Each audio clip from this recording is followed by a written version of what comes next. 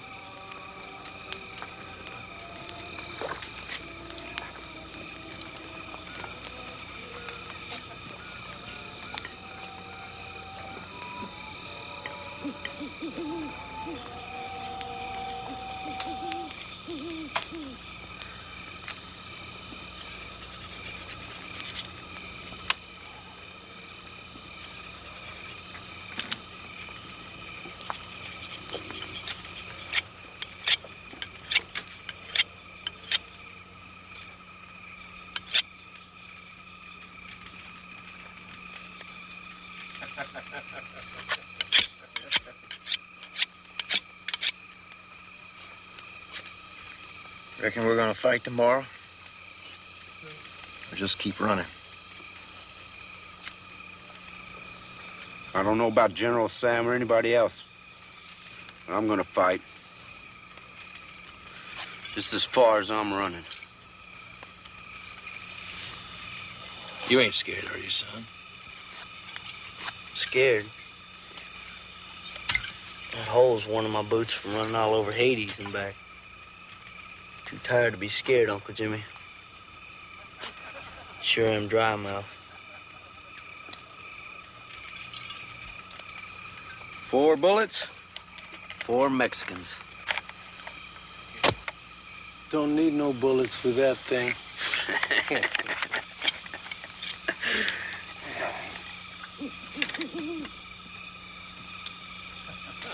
Texas. A republic will be born tomorrow. Or all the great, glorious dreams will die with us here in this swamp.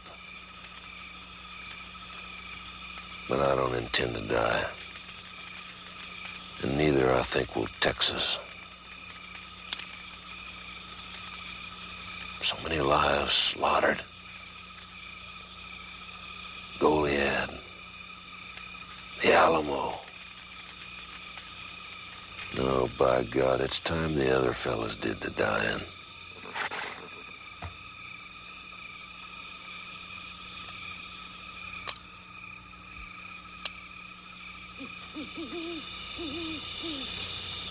Texas.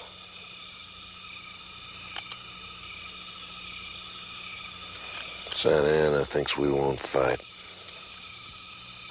We've been on the run for 36 days.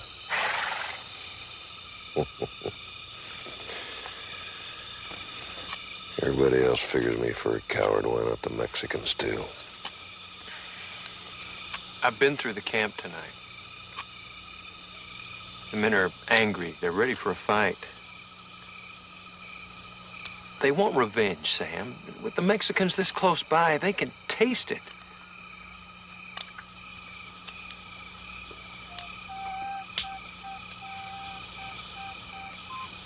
Well, General,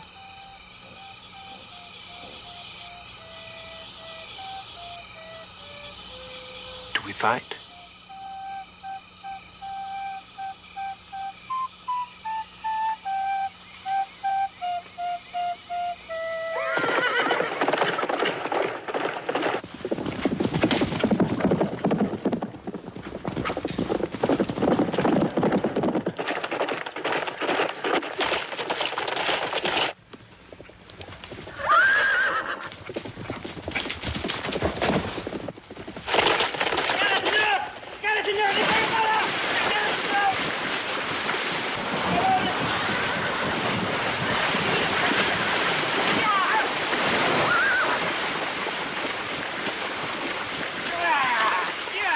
Time up good. We gotta get him back.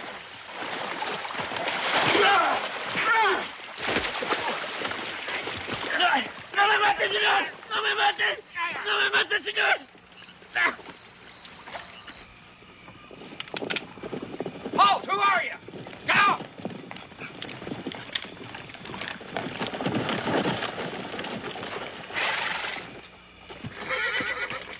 General, we got ourselves a Mexican. A courier. He's running messages to Santa Ana. Got messages in his saddlebags. Says Santa Ana's going to get reinforced. Quick. Maybe tomorrow. It's what this soldado allows. It's from General Cosp. We'll arrive 531 infantry near Harrisburg, closing in on San Jacinto. That'll put him here tomorrow, General. All right, get him something to eat. I'd just as soon skin him, General. I said feed him. You'll get your fill of killing soon enough. Go on, get him out of here.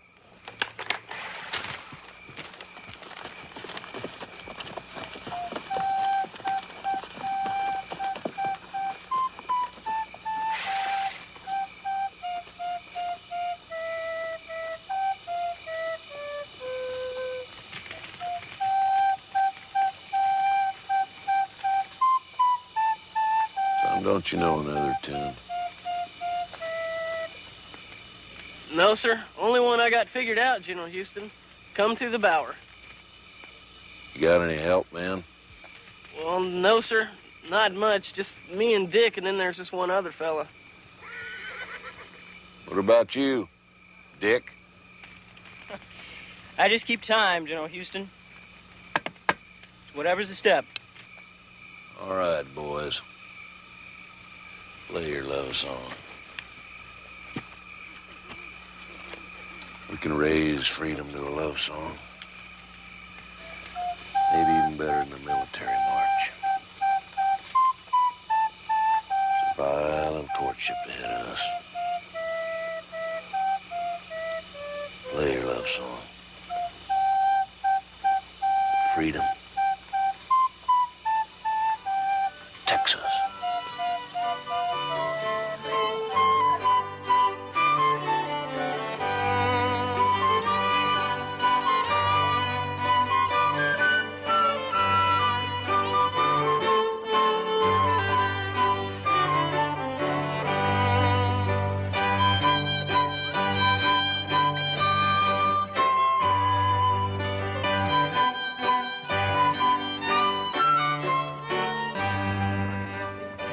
Throwing this party, Colonel Allen. Come in and kick up your heels.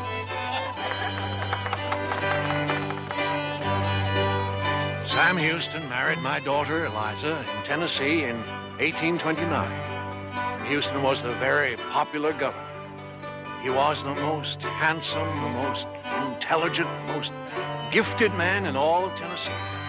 He was 36 years old. My daughter was 19.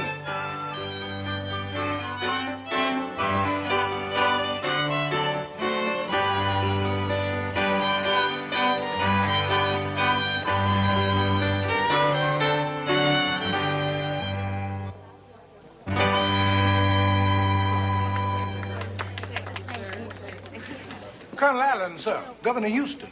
Excuse me. You have a visitor here from Washington City. Mr. Van Fossen. Sirs and ladies. Mrs. Allen. Colonel. Mrs. Houston. Governor, sir, I bring you greetings from the President of the United States. It is an equally happy time in Washington as well. We plan for Mr. Jackson's inauguration. But that does not prevent him from offering to you these remembrances on this special night. Mrs. Houston, with best wishes and fondest hopes for your future.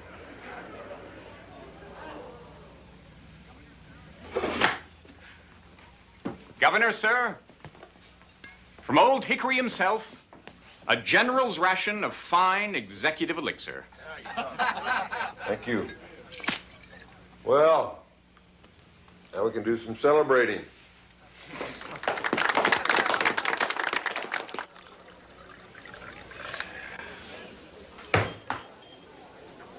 Colonel Allen. Governor. And to the only woman I will ever love. Mrs. Houston. Eliza. Isn't this Tennessee? Yeah, it is. There's a fiddle player in here that'll raise the roof. Yes, sir, Governor. Sam Houston was a hero to everyone in Tennessee. He would eventually become a hero to the entire country.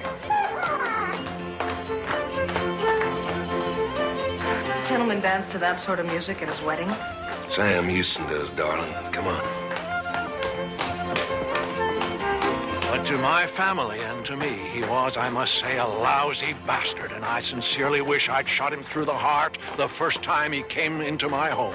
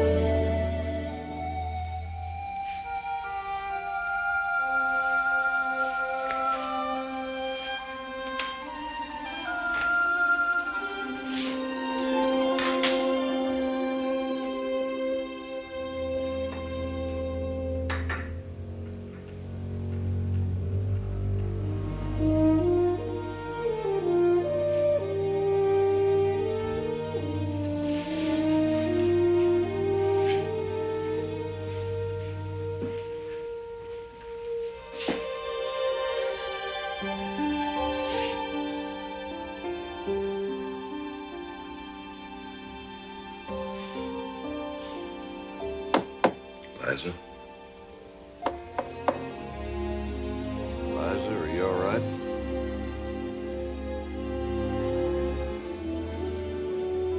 Darling?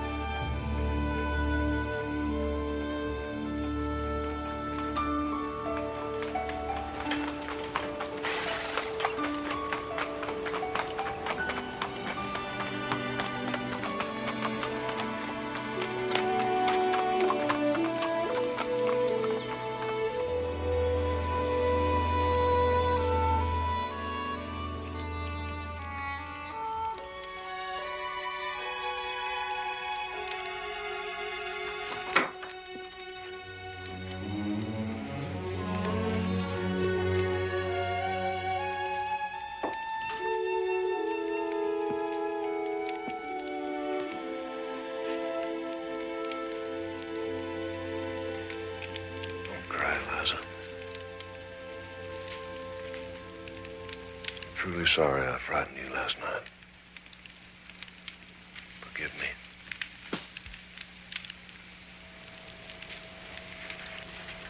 I frightened you on your wedding night.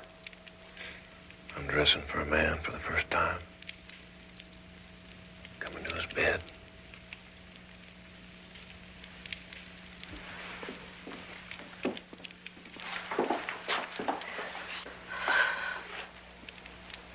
But it isn't the first time. I still love him. I can't help myself.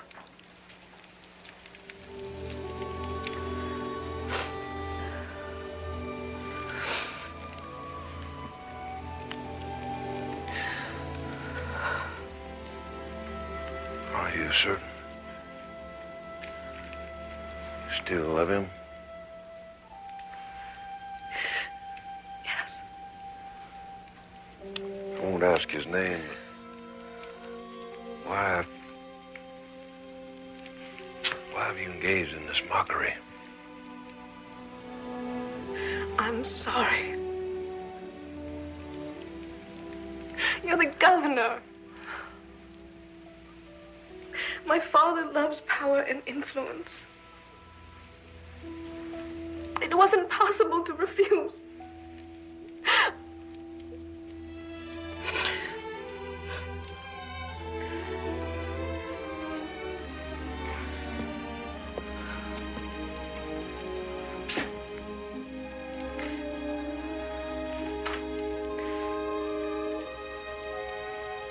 You never loved me.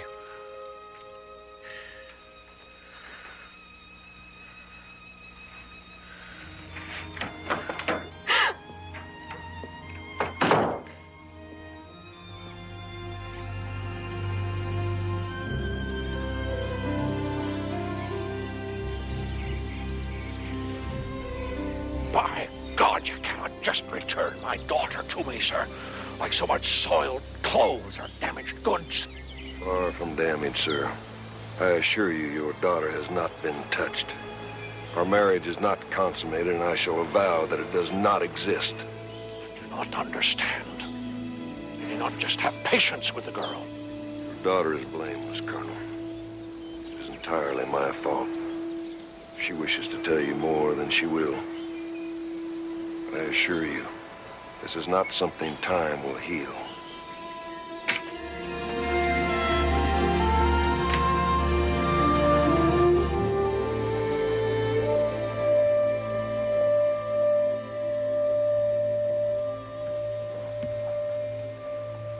It has become my duty to resign the office of Chief Magistrate of Tennessee. The public opinion by which I have measured every act of my official life dictates that I hold no delegated powers not daily renewed by the electorate. I am compelled to resign this office, which in the public judgment I might seem to occupy by questionable authority. Sam, you're sacrificing your friends. You're destroying yourself. President Jackson depends on you to control this state for him. It is my fixed decision, Colonel Williams. I am tendering my resignation. It is done.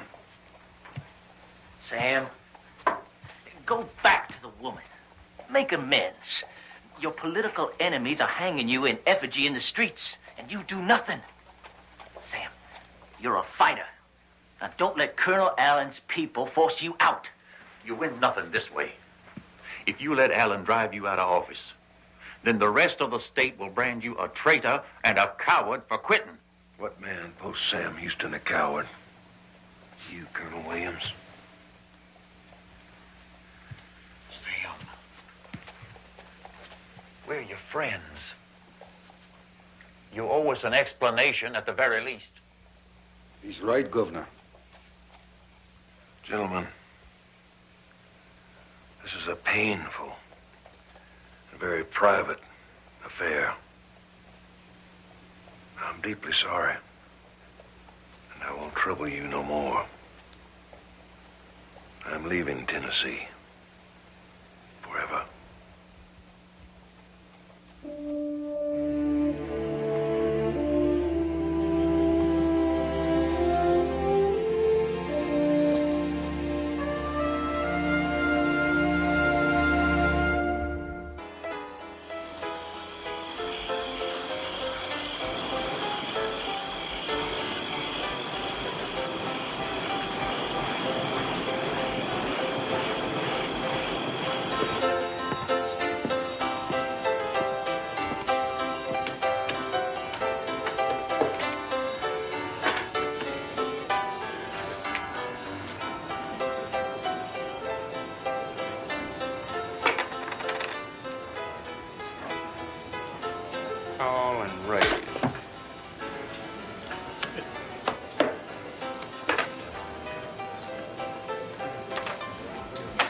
Dealer faults. Too rich for me.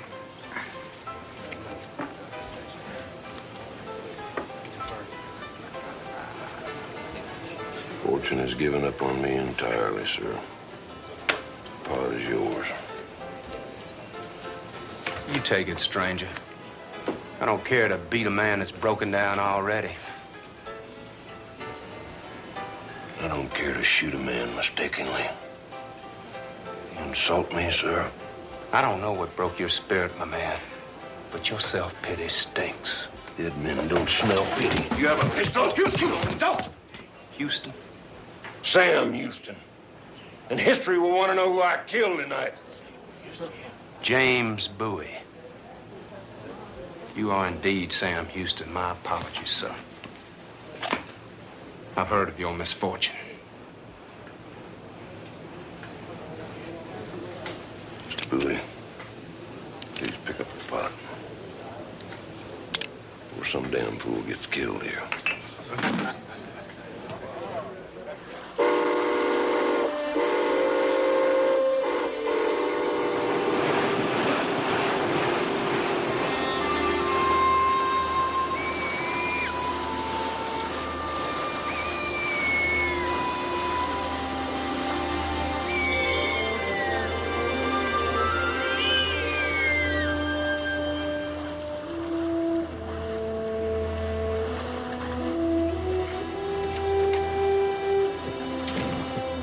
Making a change in your life, why not come to Texas? That's why I've settled. What is the opportunity in Texas, Bowie? Everything. We can make millions. Houston, you could be a king. Texas?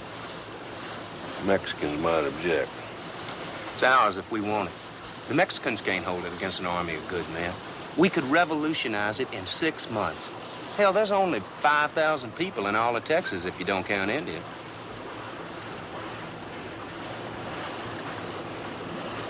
I'm done with grand schemes. Houston, listen to me. There are other women and other worlds to conquer. An opportunity like Texas doesn't come along every day. 1 million square miles and a government that can't hold it. I'm sorry, Bowie. Just don't have the blood for it anymore. Going back to live among the Cherokee. Quiet life in the woods. The hell with the rest. To the Cherokee, then.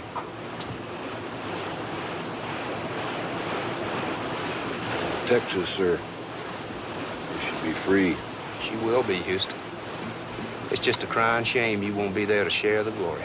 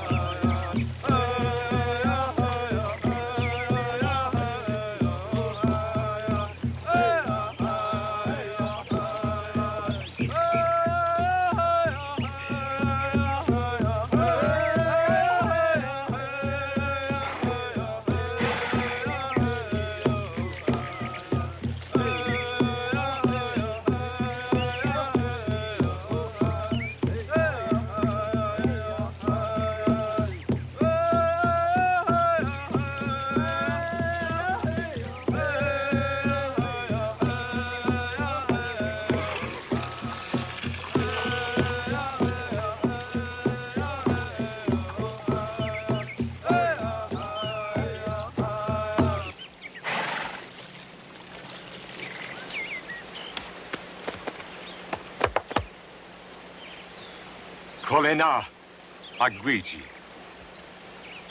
It's good to be here, John. I've heard that a dark cloud has fallen on the white path you were walking. It is good that you have turned your thoughts to the Cherokee. It was caused by Yahuwah. We are in trouble, Raven. And Yahuwah has sent you to give us counsel. My house is yours. My people are yours. Come, rest with us.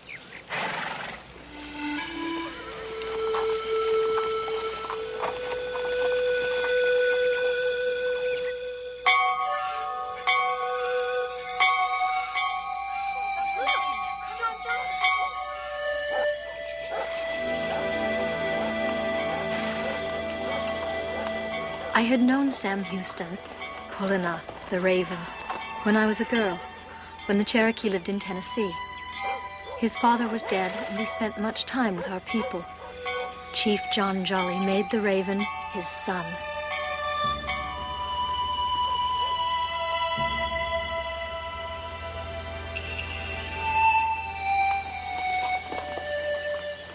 The Raven had been our champion over many years, many times against the hatred of the whites.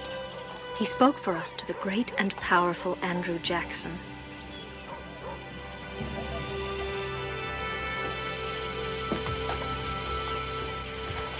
Shuda di'i, soda wastai. My father was a white man. My mother's father was white. But I am John Jolly's cousin, and I am a Cherokee.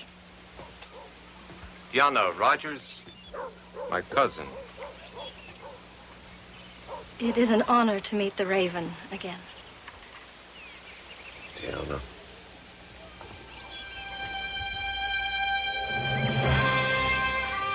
The Cherokee came from Tennessee to these lands along the Arkansas to escape the whites. The Raven had helped convince us to sell our homes and move west peacefully before we were killed or driven out for the gold in our hills. We have tried to become like the white man. We have taken up his language, his religion, his way of life, more than any other tribe. We have taken in more whites. We even hold slaves like the whites. And for these things, we are resented.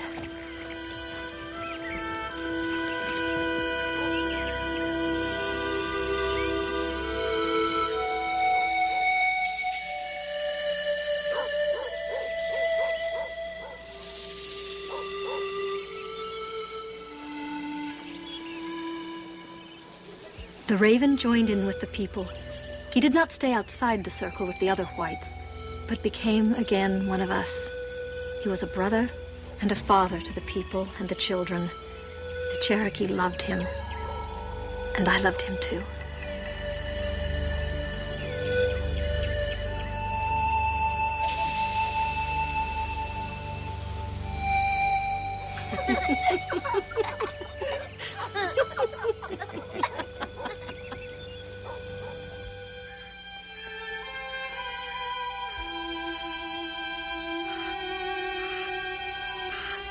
Do you still think of Tennessee and the white man's world? That's over.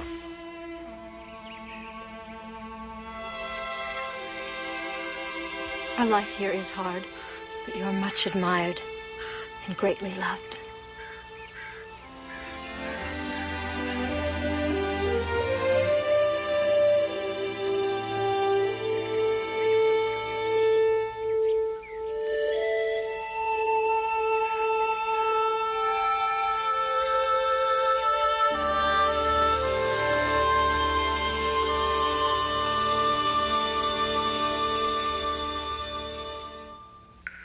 It is a good thing the Raven has done. This peace between Osage and Choctaw and Cherokee. We are glad.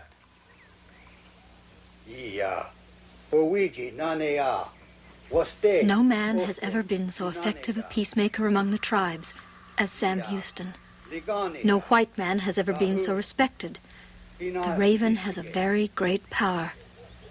No Indian ever had such peacemaking magic.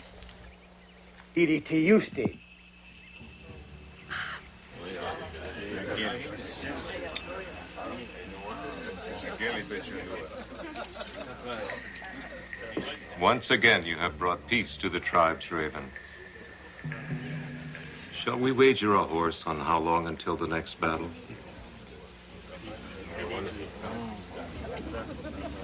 I have a vision, Olutika. Plan to unite the tribes. The whites want this land, and eventually they may take it. I have been thinking about Tejas. The brothers, the Osage, the brothers, the Choctaw, and the Pawnee, and all the other tribes. Could mount an army of 10,000 mounted warriors. To take Tejas from Mexico? And keep it an Indian nation, all of Texas, a confederation of tribes. We would kill each other. You see that? It is the nature of the tribes to test ourselves in battle.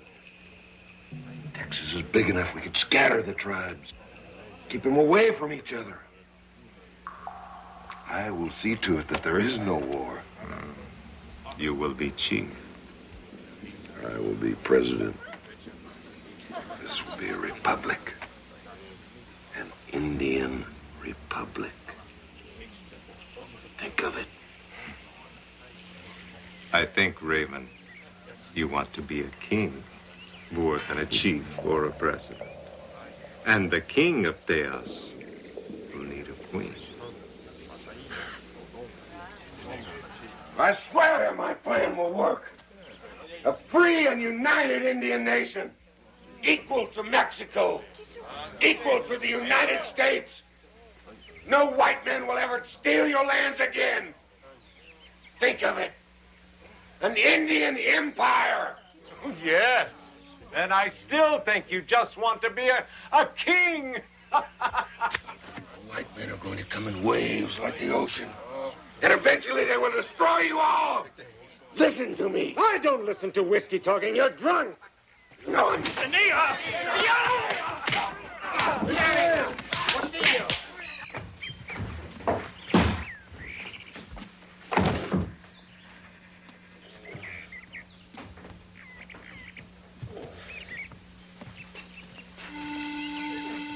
The liquor fueled the Raven's dreams.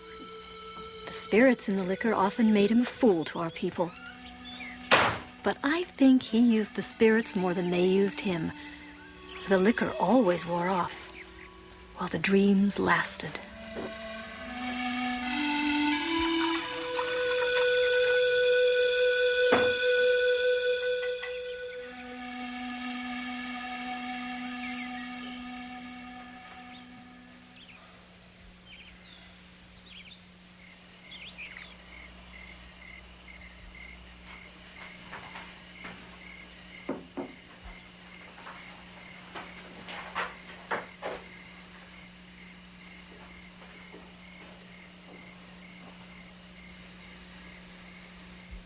I feel like such a fool.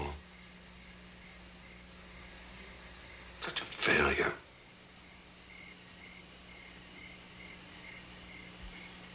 How can you love such a man?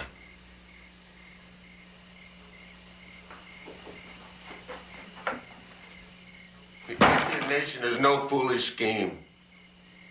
I see it so clearly, but cannot make them understand. Like the raven, the eagle flies alone, Sam. Only the wind supports him. That's all he needs. Just fly. Others will follow.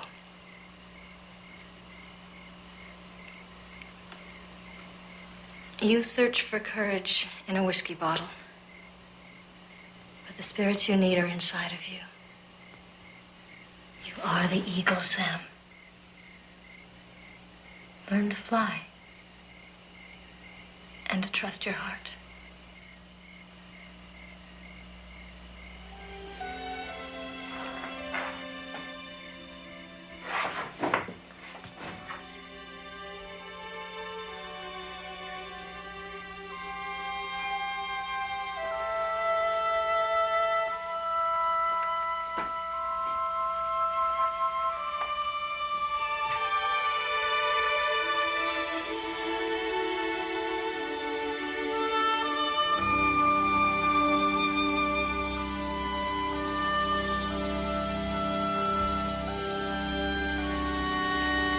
And so, to fulfill all obligations and in full payment for Tennessee lands surrendered by the Cherokee, the President of the United States, at the direction of the Congress, does offer these remunerations to the value of $50,000, redeemable by the Department of the Treasury at such... Show me the gold. At such time as is deemed appropriate and such monies are deemed available... We want to see the gold. By the Secretary of the Treasury and authorized by... Show us the gold!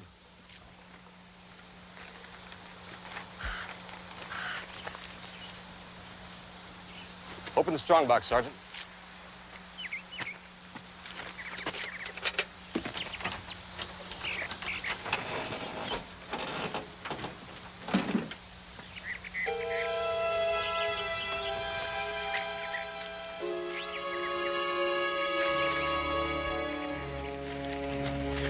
Where's the gold? Cherokee were promised gold for their land. Where is it?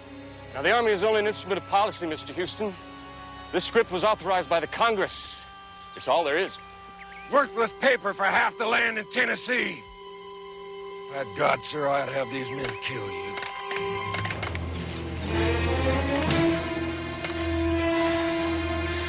Now, Houston, the bill authorizing such payment was signed by President Jackson himself.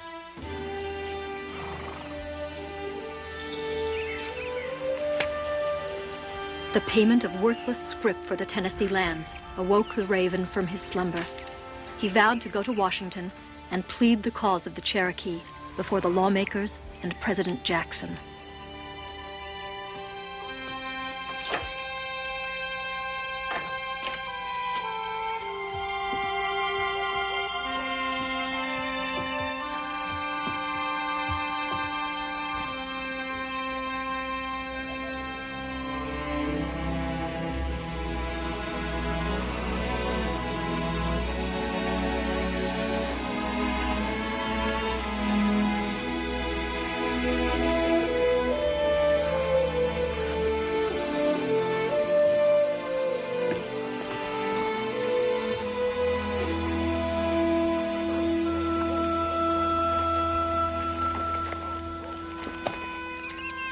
With a renewed purpose and a new fighting spirit, my husband rode away. I could not know then that I would never live with him again, or that I would be with him only one more time in my life.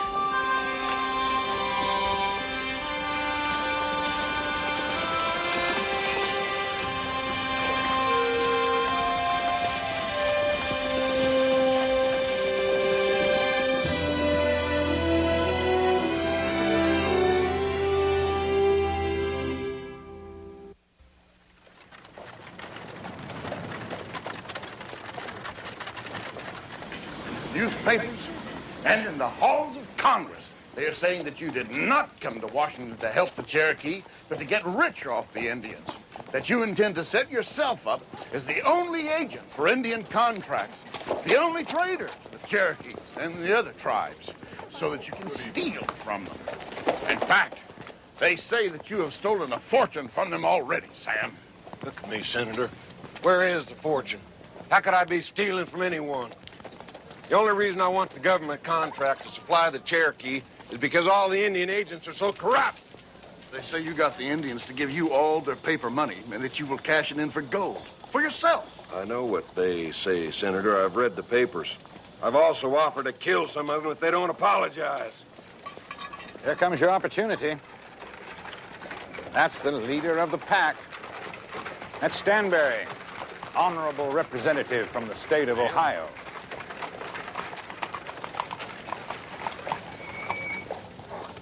Thank you, George. Stanberry! I'm Sam Houston. You've been telling lies about me. Get away from me, Houston. I demand an apology. You're a lying swindler, Houston. I won't apologize. Then one of us is going to die. You tell me when and where. You're not going to murder me, Houston. I won't fight a duel with you. Come here, Stanberry. I said get away from me, Houston. There's no fire!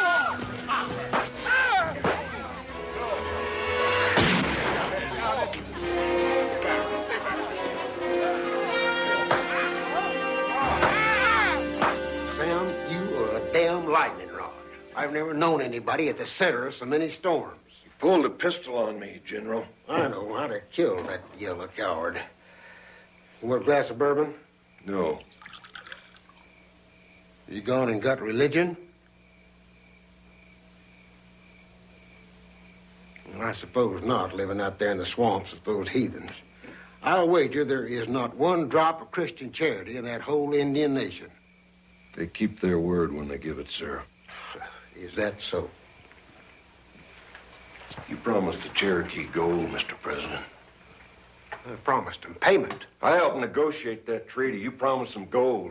Mr. Houston, I am President of the United States, and you, sir, will show respect for me and for the office I hold.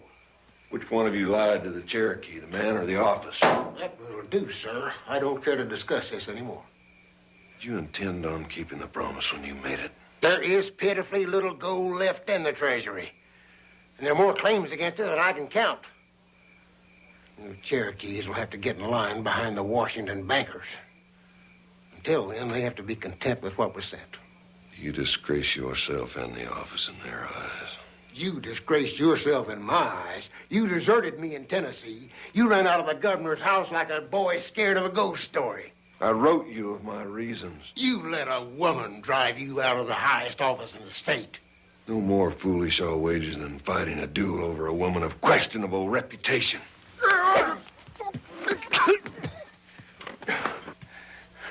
Don't you ever talk about my Rachel like that again.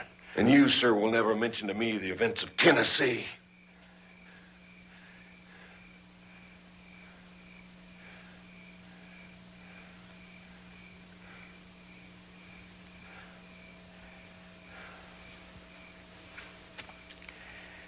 You damn fool. You're as crazy as I am. It's a wonder either one of us is still alive. Oh, hell, Sam, pour us some whiskey.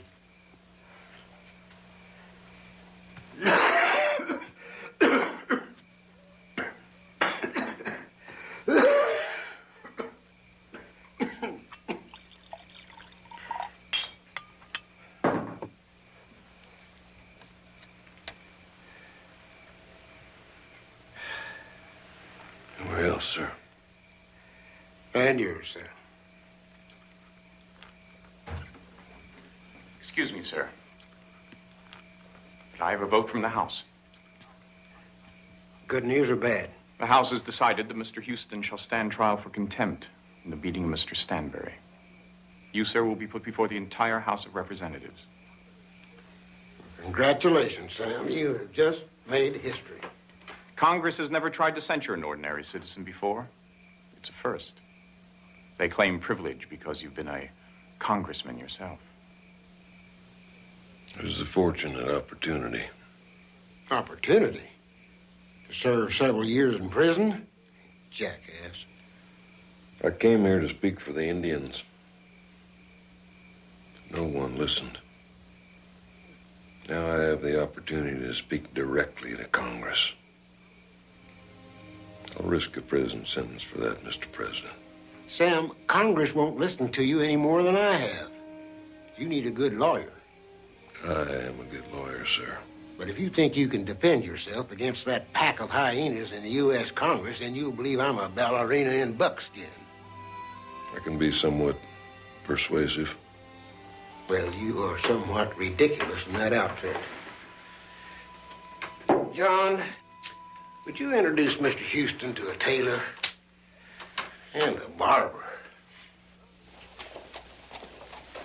Tell him you knew he was wearing a pistol, and you used the cane to ward off an attack.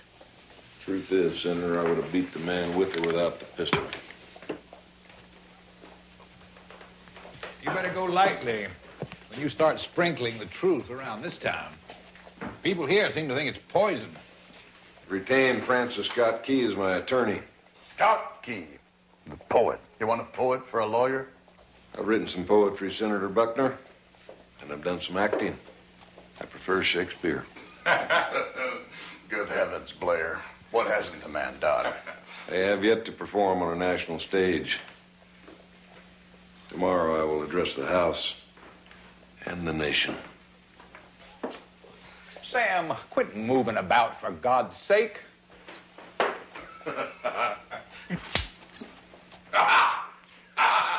You Yes, I was waylaid in the street near my own boarding house.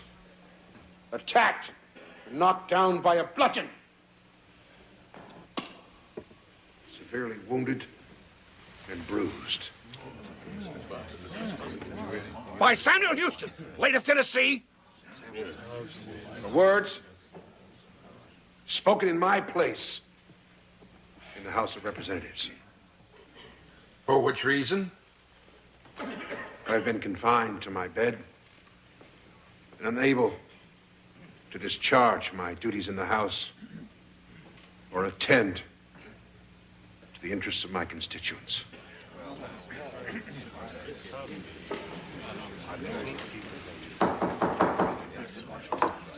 Mr. Houston, how do you respond to these charges?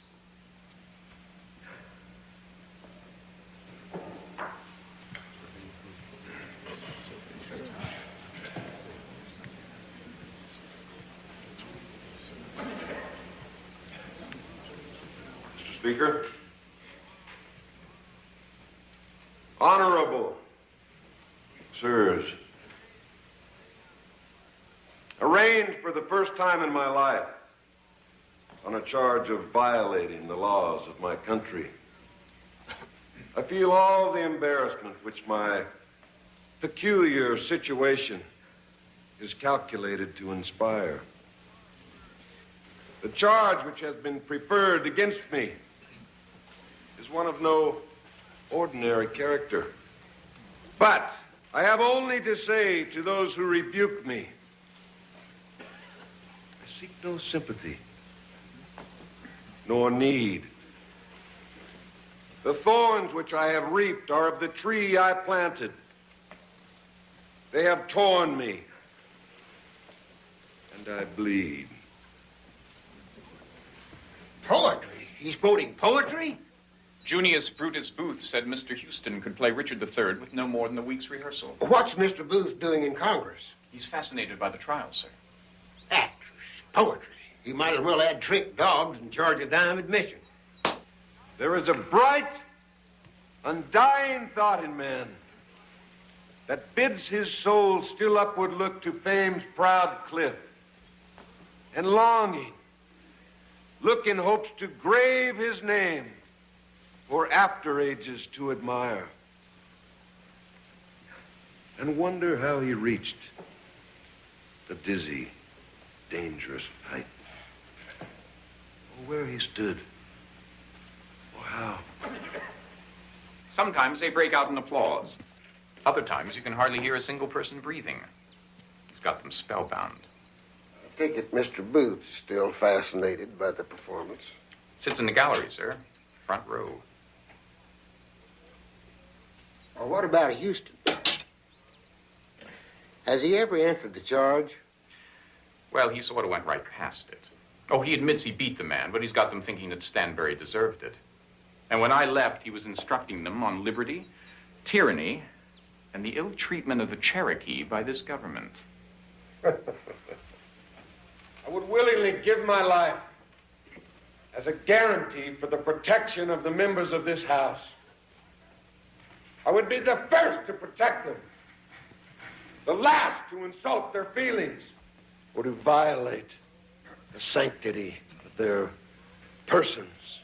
Sounds being as long-winded as usual. He never uses 2 words as 700 will do.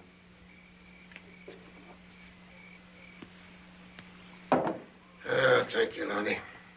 So long as that flag shall bear aloft its glittering stars, bearing them amidst the din of battle, and waving them triumphantly above the storms of the ocean, so long, I trust, will the rights of American citizens be preserved, safe, and unimpaired.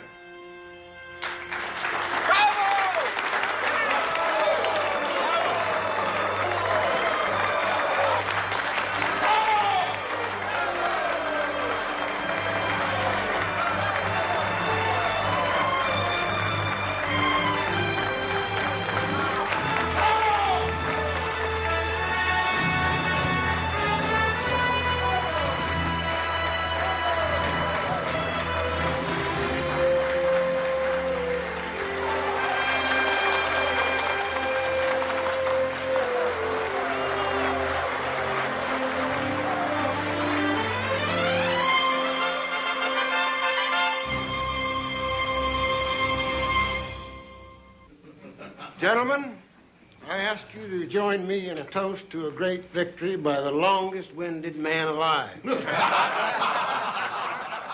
If words were bullets, he could win a war single-handed.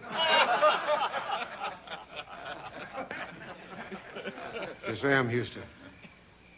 Sam Houston.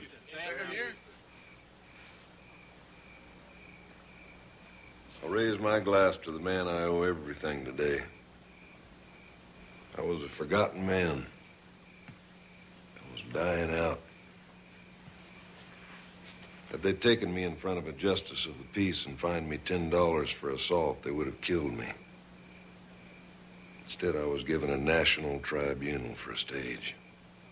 And that set me up again. To Congressman Stanberry. To Stanberry. To Stanberry. Here. To Stanberry. Here. To the Honorable Stanberry. So, what does Sam Houston do next? Go back to the woods and play Indian? Or are you going to try to make something out of yourself? I admit I do have a scheme, sir. One which could add a new empire to the United States. Now, it's not that Texas plan I've heard about, where you get to be chief of all the Indians. No, sir. I propose to take the Northwest from California to Canada and lay it at your feet. Well, now, Sam, that is a dazzling prospect, but the British might object to this their territory, you know. Or don't you know that? I can defeat the British, sir. It's been done before. Yes, it has.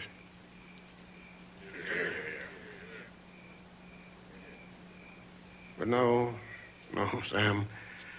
I like your Texas plan better. There's a growing number of people out there. Enough for an army. They're just waiting for a strong man to lead them. And it's true, by and large, they're a bunch of adventurers. But you could pull them together. And what support would the President of the United States lend to a revolution in Texas, sir? None at all. Not officially, that is. All right, sir. I'll go to Texas. I'll say it again, because I want each one of you boys to be able to swear that I said it. The President of the United States will give no aid whatsoever to a bunch of upstart revolutionary adventurers bent on stealing territory from our sovereign neighbors in Mexico. Mr. Houston of Texas. Sam Houston, Texas. Sam Houston.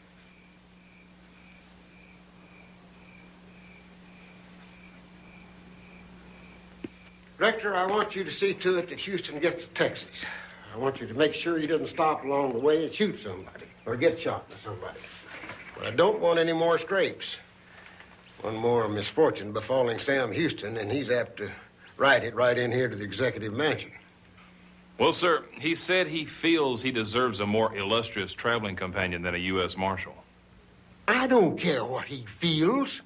I'll tell him to get his jackass on a straight line to Texas, or I'll kick it there. And I'm telling you to stick with him day and night till you see him cross Red River. And don't let him go off on some harebrained scheme before he gets there. Now, that's your job, Elias. I have every confidence that you can handle it well. Yes, sir, Mr. President.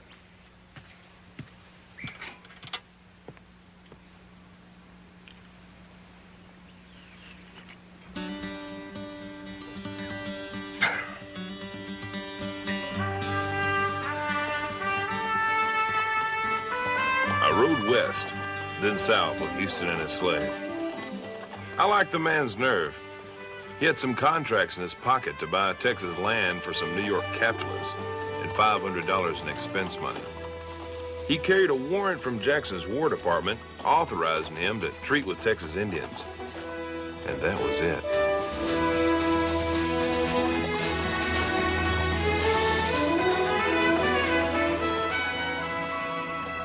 Houston wanted to stop for his Cherokee wife as we rode south.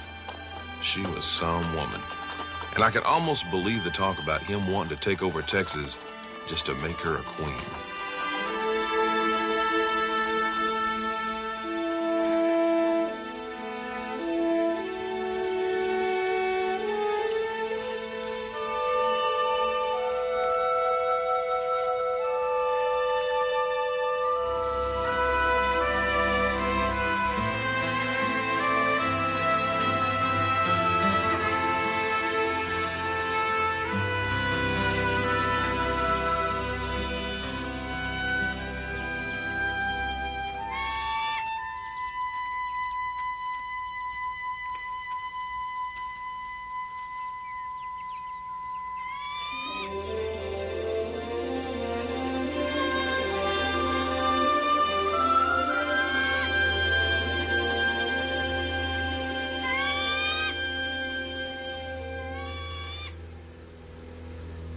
believe the eagle tells you to go. Do what you must do. But I do not think he speaks to me or to my people. I did not think the eagle would speak to a man in a Washington suit with his hair all cut off. I love you.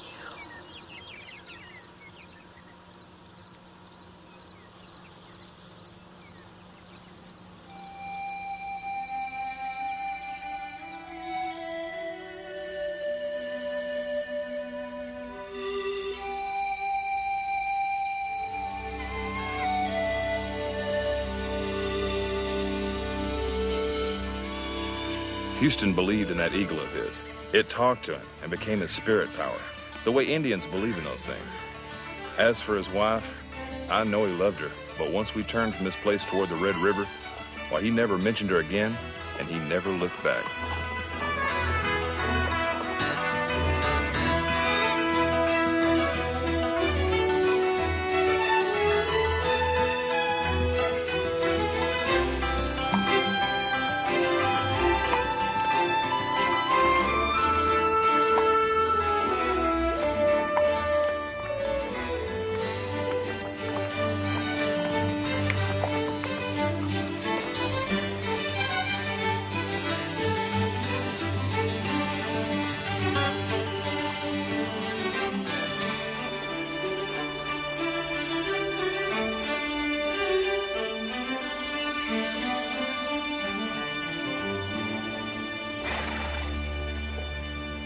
Well, gentlemen, there's Texas.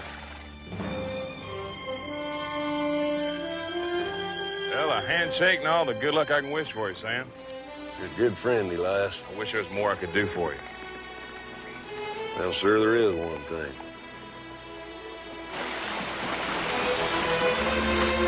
Sam Houston rode into Texas with no real plan at all. At least none he confided to me. Just a dream and the self-confidence of a grizzly bear. And the son of a gun was on my horse.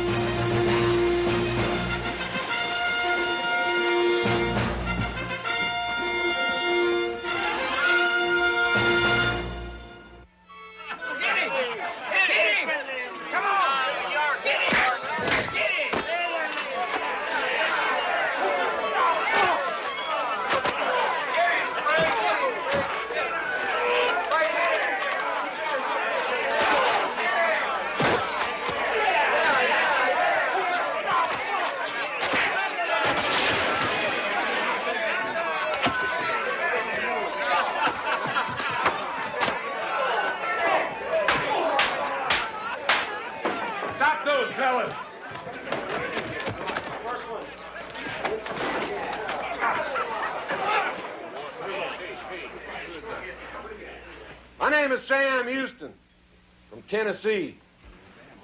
I've just moved to Texas. At the moment, I'm renting a room upstairs here. Now, understand, I don't mind that you're all having a good time. I certainly cannot object to that.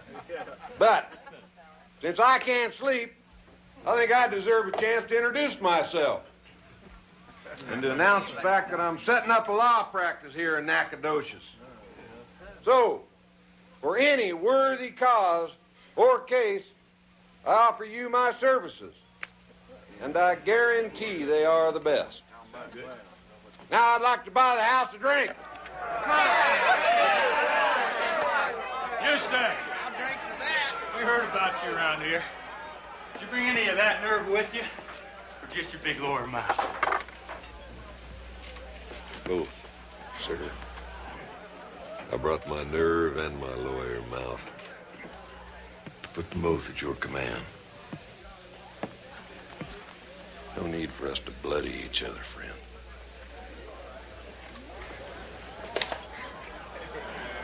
A lawyer, huh? Well, I'm gonna need a lawyer. Name's Rusk.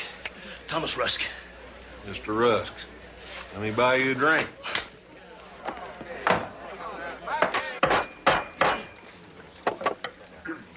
I hear the charge, please? Your Honor, these two scoundrels absconded from Alabama with $2,000 of my client's funds and fled here to Texas. Su honor, esa no es la acusación ante la corte. Sir, it is your man who is being charged with a crime. My clients charged this man with assault and damage to their person. Your Honor, he brutally beat my clients. Your Honor, Mr. Rusk was merely apprehending these worthless reprobates. Mr. Houston, you will not use those terms in my courtroom. It is your client who is being tried here. Sir, in no court in the land would Mr. Rusk be brought to task for trying to secure his Mr. rights. Houston, I will remind you that this is not your land. This, sir, is Mexico, and Mr. Rusk is being charged for a crime of which he is considered guilty until you prove him innocent. If I were you, I would get busy with that task.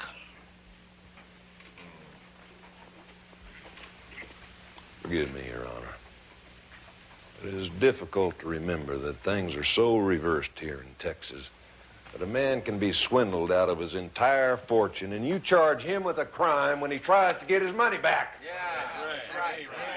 Now, if Texas harbors scum like this and prosecutes a fine man like Rusk, then things are upside down. And I suggest the honest folks of Texas consider a new set of laws to set things right.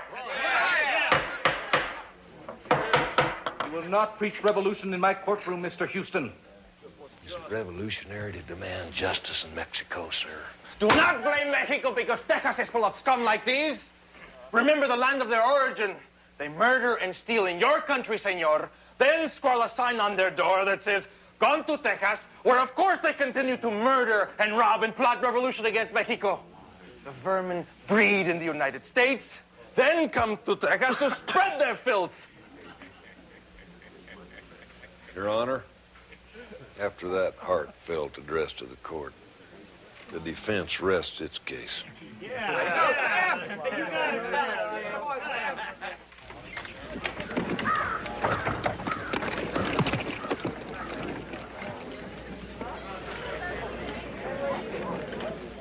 Mr. Austin, I'm here in San Felipe to purchase Texas land. I'm here on behalf of some Eastern investors who would like to buy land. Nothing more? Well, I shall apply for a grant in my name as well, of course. I was told I had to make application to you, sir. Am I proceeding incorrectly? No, you understand the legalities quite clearly, Mr. Houston. What I fail to understand is why you are making application for a grant of land from a government that you presently intend to overthrow by revolution. I intend nothing of the kind, sir.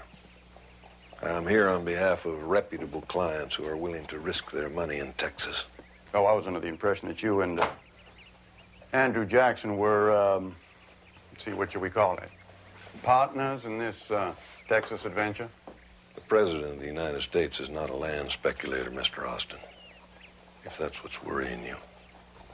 Or am I a revolutionary? I'm an impresario. I administer more land here than the entire state of Connecticut. A responsibility for several thousand immigrants, and I have to deal with the government in Mexico City. And I will not betray that government, sir. A corrupt and distant government, holding power over a vast territory with a population that loves freedom and independence.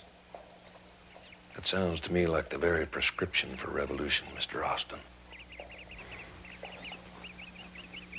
I will consider your application. Oh, there is one requirement if you were to receive land from the Mexican government. So you must be Catholic. What are the exceptions to that rule, sir? None. Not even for you, sir. And perhaps I will be struck by a miraculous bolt of faith like lightning. Well, I'm off to Mexico City myself. I'll file your petition personally. I have business there. Mr. Austin, you're not going begging, I hope. No. No, I go to demand that Texas be made a free and independent Mexican state. I think that's a half-step, Don Esteban. You want to be Mexican or do you want to be free? There is no need to fight with Mexico, sir. Half the Mexicans in Texas don't want to live under Santa Anna's heel, and none of the colonists. Don't you think you're fit enough, sir, to run Texas yourself as president? Or you, Houston? Or me. Of course. Doesn't seem that big a task.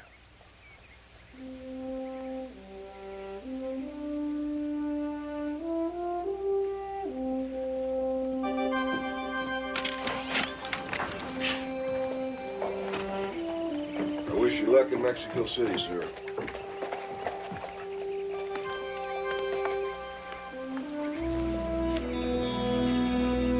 I will try to find someone to instruct me in the faith of old Mexico.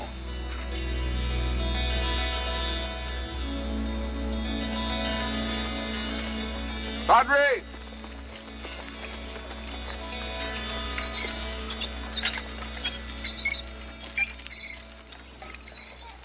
In nomine Patris et Filii et Spiritus Sancti. Amen.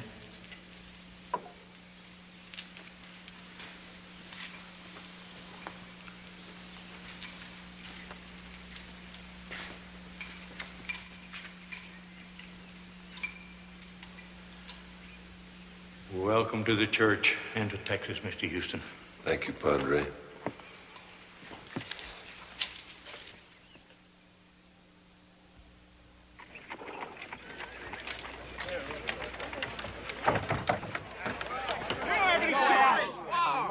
And, gentlemen, we are all in agreement. We must prepare for war. No, Mr. Travis, we are not all in agreement. Houston, listen to this. I took these from a Mexican courier. In a very short time, the affairs of Texas will be settled. The government, the Mexican government, has ordered a strong division to take up the march, made up of troops who are serving at Zacatecas. It says right here, these Texans will be ground down. No, sir. Travis, who signed those dispatches?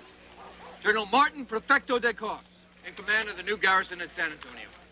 The dictator's brother-in-law.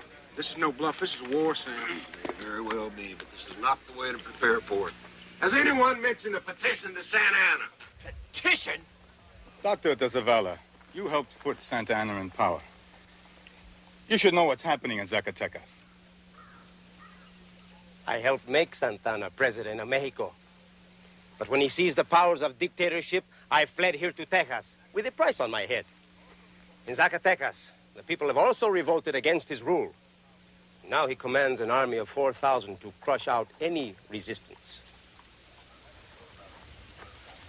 That's not a reward for Dr. de Zavala's capture. It's a bounty on his head, delivered in a basket to Mexico City. That's Santa Anna's answer to petitions, Mr. Houston. Burnett is right. Now, what good would come from negotiating with a butcher like that? Blood may make Mr. Houston weak-kneed. Not me. I say we ride into San Antonio. Right.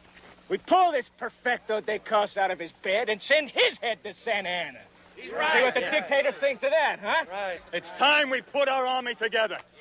It's time we took command of our own destinies. We're fools to wait. And fools to think that you're any match for Santa Anna's forces. He rides at the head of 4,000 professional killers. These are not young recruits. Houston, if you're afraid of a fight, get the hell out of here. Hold on, Burnett. Well, I don't know how many here have ever commanded troops in battle, but I know Mr. Houston, and he has. Now, if Houston preaches caution, then I second that.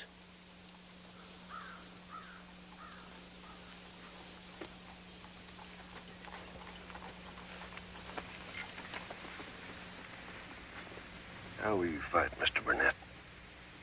In single file Will you have time to coordinate your cavalry with your foot soldiers? Jim Fannin knows about these things. He went to West Point. For how long? A year? Long enough to get over being afraid. Gentlemen, please! Please, here comes Stephen Austin. Now, this man has sacrificed everything for Texas. I would like to know what he has to say. Don Esteban, what do you think?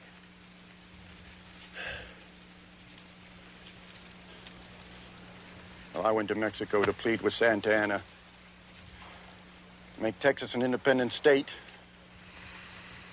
with an elected legislature. Now, you all know the months I spent locked in his jails. Now the dictator has decreed there is to be no more immigration into Texas. And he threatens to seize lands already granted to settlers. Now, I have also just received word that Santa Anna's army has subdued Zacatecas. And he has coldly executed thousands of his own countrymen. Now, I do not fault Mr. Houston's call for moderation. But we must defend our Texas. We must never let her suffer the cruelty of tyrants. We must fight.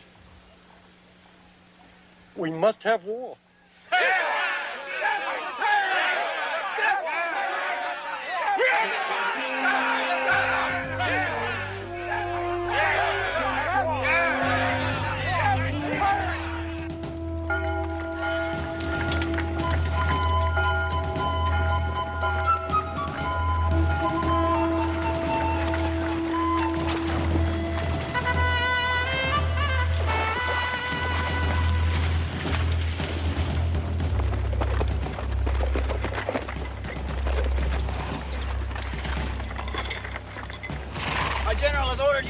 Don Antonio Lopez de Santa Anna, Presidente de Mexico, to surrender your cannon to me at this moment. Dominic Gonzalez, come and take it! Yeah! Touch it off!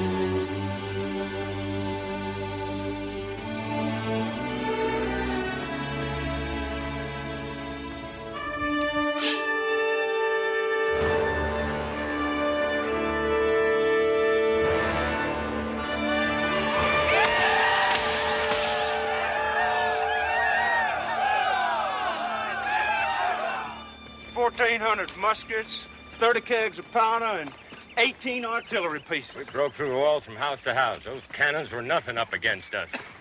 You should have been there, General.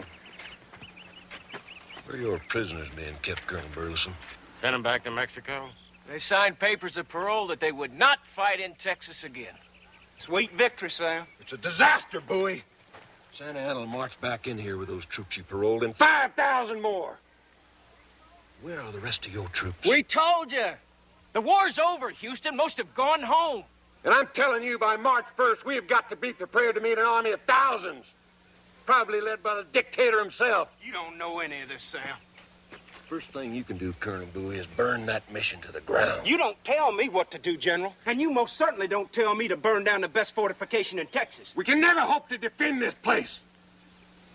I'll send Will Travis with some men to help you blow it up. I took this place, Sam, and by God, I will hold it. With what?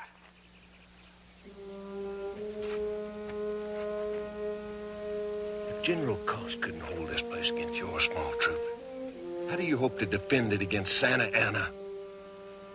This is a death trap, Jim. You've got to destroy the Alamo.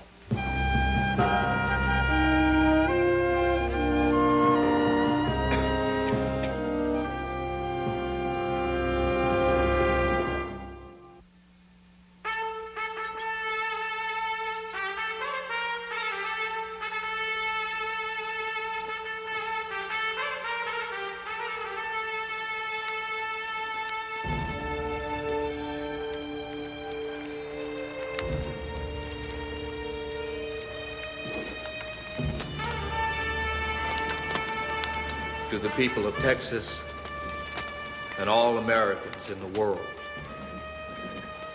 I am besieged by 1,000 or more of the Mexicans under Santa Anna. I have survived the continual bombardment of cannonade for 24 hours and have not lost a man. The enemy has demanded a surrender, otherwise the garrison are to be put to the sword if the fort is taken. I have answered that demand with a cannon shot, and our flag still waves proudly from the walls. Then I call on you, in the name of liberty, of patriotism, and everything dear in the American character, to come to our aid with all dispatch. Coronel Travis's letter is wrong about one thing. He says Santa Anna surrounds him with 1,000 troops. I tell you, when I rode through that gate with this call for help in my hand, I saw twice that many soldiers. And sign of still more, Coronel Travis and the rest cannot last long against those odds. But what are we waiting for? Let's ride! And gather forces as we go! Listen to me. It's 3 days hard riding to the Alamo. Captain Seguin says Santa Anna has the mission surrounded with thousands of troops. We cannot help Travis. Houston, we've got to ride to San Antonio now! We'll die with Travis if we must! Burnett, you're a fool! This convention must first form a government. Then we can raise an army that stands a chance against 6,000 or 7,000 trained troops. Houston, you are a coward, sir! Let's ride! Burnett, stop this mad rush. There'll be no Republic of Texas without a government. No government if we're all dead. Only chaos and disaster. Travis and Bowie are buying time with their lives so that you can form a government, not just a mob. Stay here. Give Texas something to fight for. I'll ride to Gonzales and round up whatever men I can find. We'll combine with Fannon's 400 at Goliad. March to relieve the Alamo. Thomas, we'll be needed here. Make sure these men stick it out. Don't let that fool Burnett run away with this convention. He'll lead us all to hell in a handbasket, and Texas will forever be Santa Anna's wasteland. Texas needs a commander-in-chief of the army that'll fight. That's right. I move we appoint Colonel Burleson to the post. Remove that Indian lover. And I move that we get to the task of forming a government and let General Sam Houston try and save the army of Texas that's left. And now, if anyone wishes to discuss this matter more deeply, let them step forward.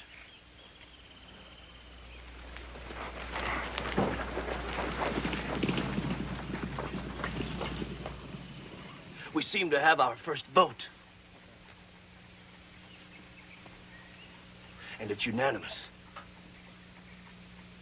Inside.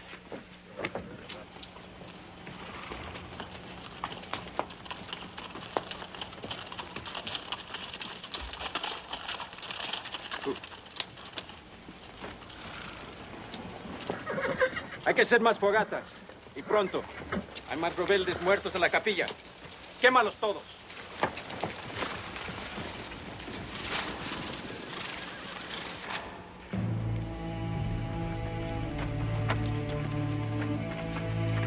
Dime, esclavo, ¿y quién es este?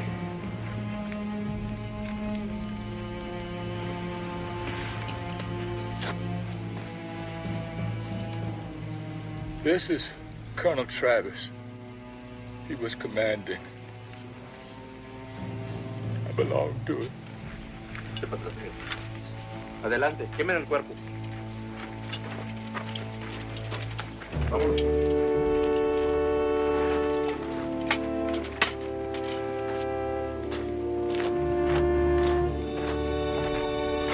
¿Quién era este? That's Mr. Crockett from Tennessee. I heard tell he was a congressman.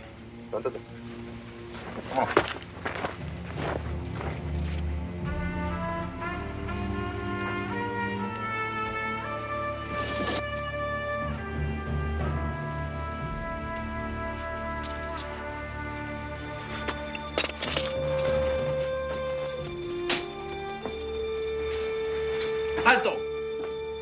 ¿Quién es este? Un gabacho. That's Mr. Bowie. Yes, sir, that's him. Lléveselo directamente al presidente. Mujer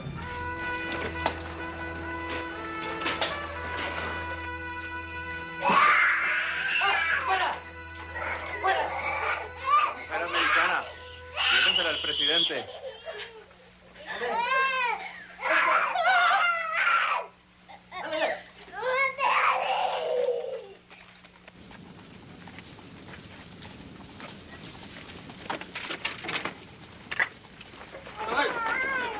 ¡Rápido!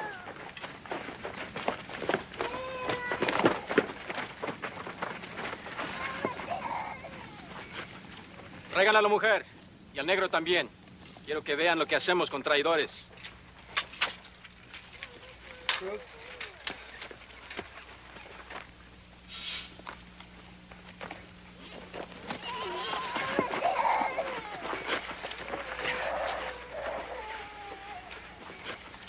¡Listo! ¡Fuego! ¡Fuego!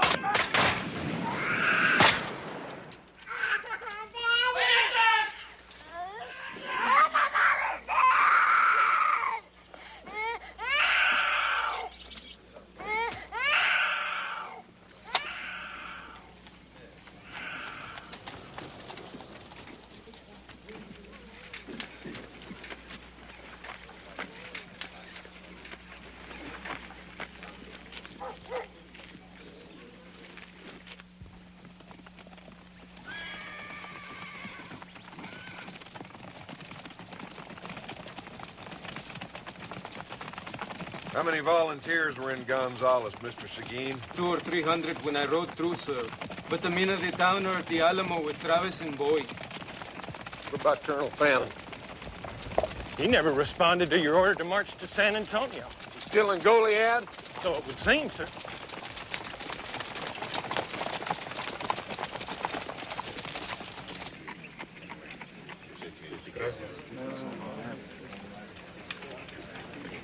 You got a rifle, Mr. Sylvester? Yes, sir. I got 50 rounds of shot, some powder, and pistols. Sign him up, Buckley.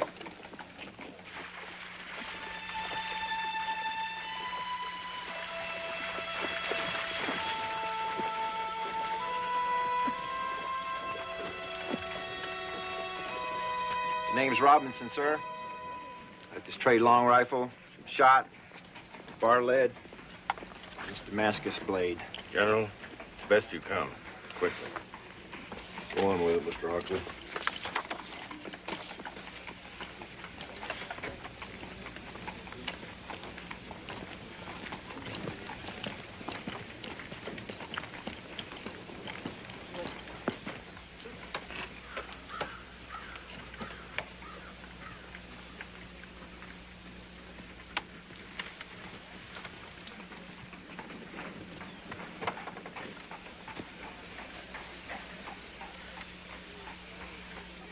the Alamo, sir? They're all dead, every man. They let us go so we would come here and tell you. Santa Anna has 6,000 men.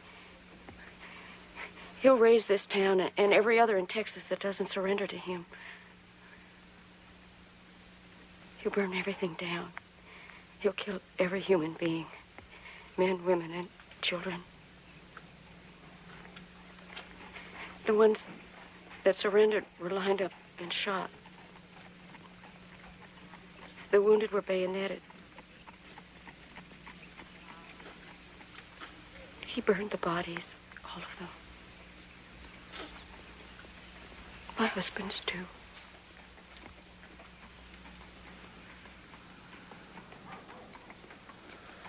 Thank you, ma'am.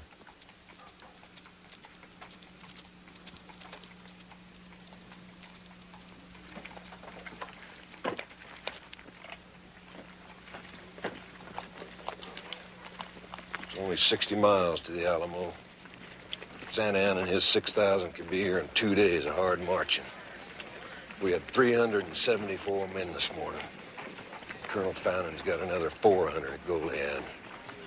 Wouldn't want to play those kind of odds in a card game, would you, Mr. Smith? No, sir. We can sure ride faster than 6,000 Mexicans. Yeah. We'll pull back to the Brazos and keep ourselves between Santa Anna and the convention. Colorado and the Brazos are both running bank full from spring rain. That's good. We'll use our speed and keep the rivers between until we can recruit more men. High waters will tend to bog them down. We'll burn every river ferry we cross. Santa Anna will have to stop. Build barges for his 6,000. I want to throw out scouts to the west and north. Keep me informed of the dictator's progress when he marches from San Antonio. I'll order Colonel Fannin to abandon Goliad.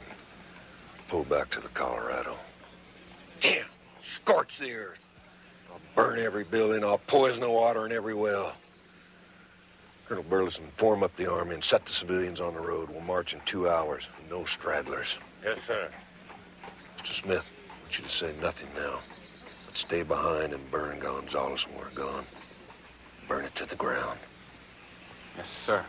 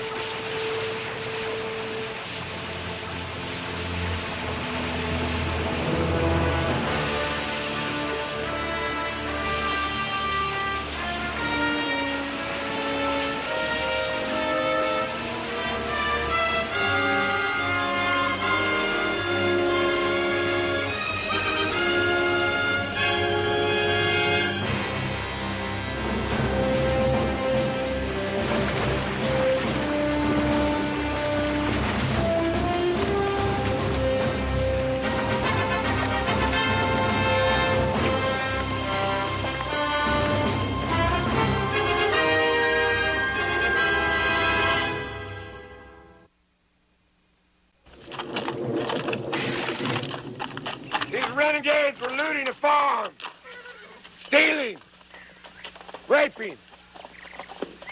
By God, they're gonna die for it. We're fighting against a tyrant who abuses and kills his own people. Here we have 4 of our own who will do the same thing to the wives and children of fellow Texicans. Is that what you're fighting for? Is that why you're grinding out your lives? Hang them!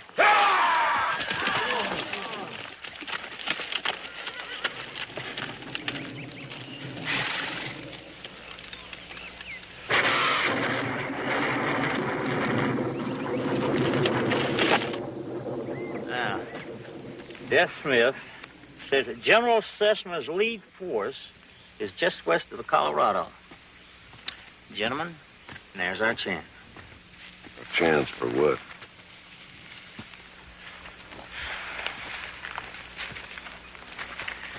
Houston, we must turn and fight. There's been enough running. General Houston, Colonel Sherman. I can take my Kentuckians, cross that river downstream, hit the Mexicans from behind, and trap them all up against the riverbank.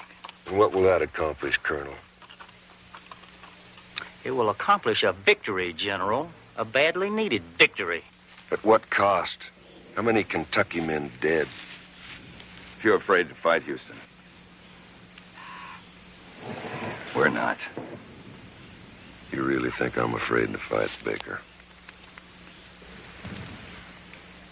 You're gonna lose this whole army unless you make a stand now. Half these men want to go back to their families, and we now have more refugees than fighting men. This retreat has caused a general panic, General.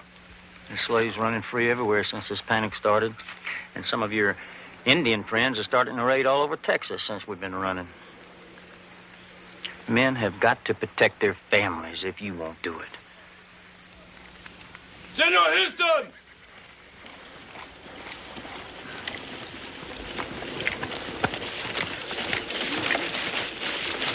General Houston! Message from Colonel Fannin at Goliad, sir. They're all captured, sir. Near 400 men. Fannin's men? Him, too. He's bad wounded. We was trapped. Right in the open. He didn't have no choice, sir. He sent me out and give a sword to General Urrea. You look done in. Get some food and coffee in you.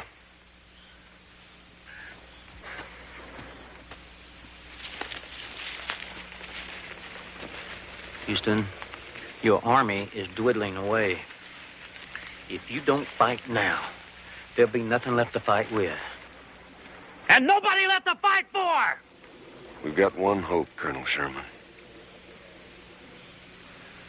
We've got to draw Santa Anna's supply lines so thin they'll snap. We'll move the army to Grosses on the Brazos.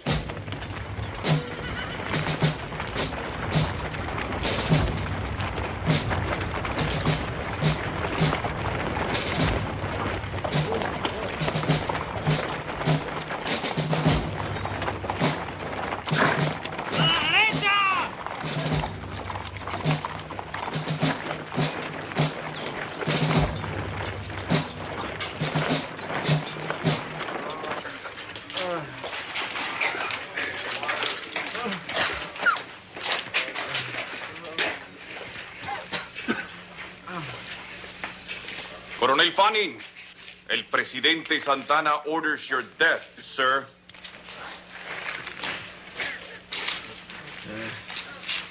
I surrendered my men with honor, sir.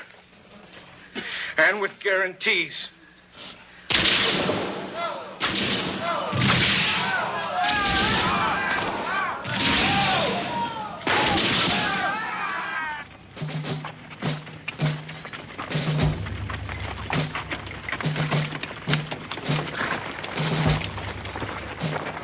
Hey, Homero, where do you think they're marching us? Tell me, Louisiana. How far is that? 300 miles, maybe more. They're wearing dress uniforms. No packs, no baggage. I don't think we're going into Louisiana. They're gonna shoot us, ain't they?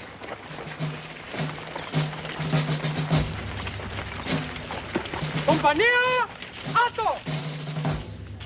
Nos quedamos, soldaditos. ¡Para la derecha! ¡Adelante! ¡Adelante! ¿Qué es esto? ¡Ahora sí! ¿Qué es esto? ¡Apunten! ¡Apunte! ¡Los derechos! ¡Abre!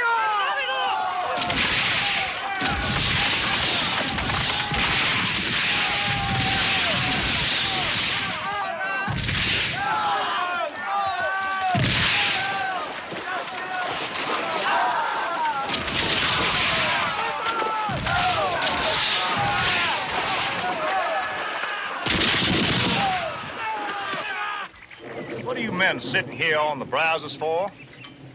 And we could be marching to Mexico City.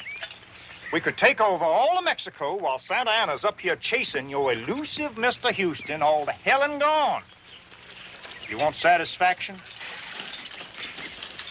You want glory? Ride with me to Mexico. I'm with you. I'm with you all the way. Mr. Hockley? Sir? I want some graves dug. Right over there.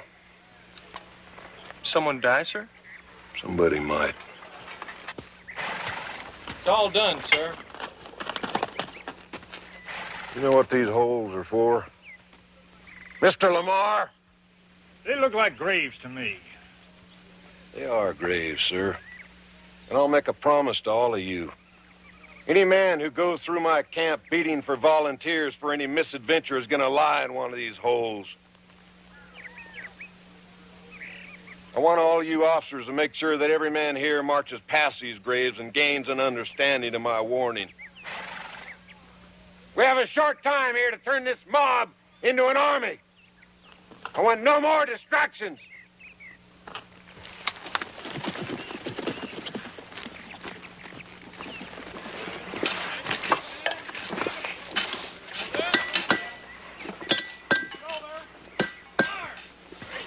Hey, mister. Fix my rifle, will you? Hammer won't stand locked. Sorry, sir. Come back in an hour. I'll have it fixed for you. General Houston, my name's Kirkendall. I come all the way down here from Kentucky. When do we fight, sir? Glad you're here, son. You just worry about keeping your powder dry. I'll fix your rifle and run the army. That all right with you? Yes, sir. So, Houston. Thomas! See you. You here to volunteer? I'll bring you a letter from the president, sir. Jackson? President of Texas. Who's that? Burnett! President of the Republic? Why not just shoot me in the back instead? Burnett! That hog thief, that rattlesnake. Read the letter, Sam. Now, Burnett wants you to turn your army around immediately and fight, sir. Burnett is telling me when to fight. And if you refuse the order, I'm instructed to remove you from command, Sam. Well, I refuse the order, and I refuse to be removed from command. Look at that army, Thomas. They're worn out. They're not trained. They're ill-fed. They're ill-clothed. And look at here. Santa Anna is in San Felipe. He has burned the town. Sesma is here crossing the Colorado in force, not 3 days out. Urea is right in here, moving east, with another 2,000. Now, it's all I can do to keep these soldiers between the Mexicans and the government at Washington on the Brazos. The government is no longer at Washington, Sam. Now, President Burnett and everyone else has fled to Harrisburg on Buffalo Bayou. Burnett is already running away, and he has the nerve to order me to fight. Everyone is scared that you can't protect them, General. Now, your own officers are reporting to Burnett. They say you refuse to fight, Sam.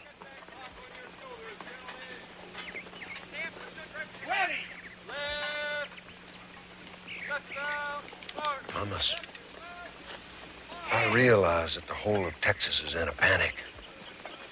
I lose 50 soldiers a day to desertion. Well, this army has only one fight in them.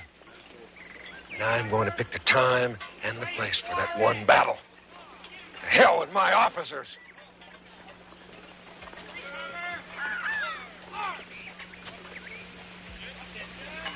Who's elected vice president? Lorenzo de Zavala. Potter is Secretary of the Navy. Potter. Another damn hog thief.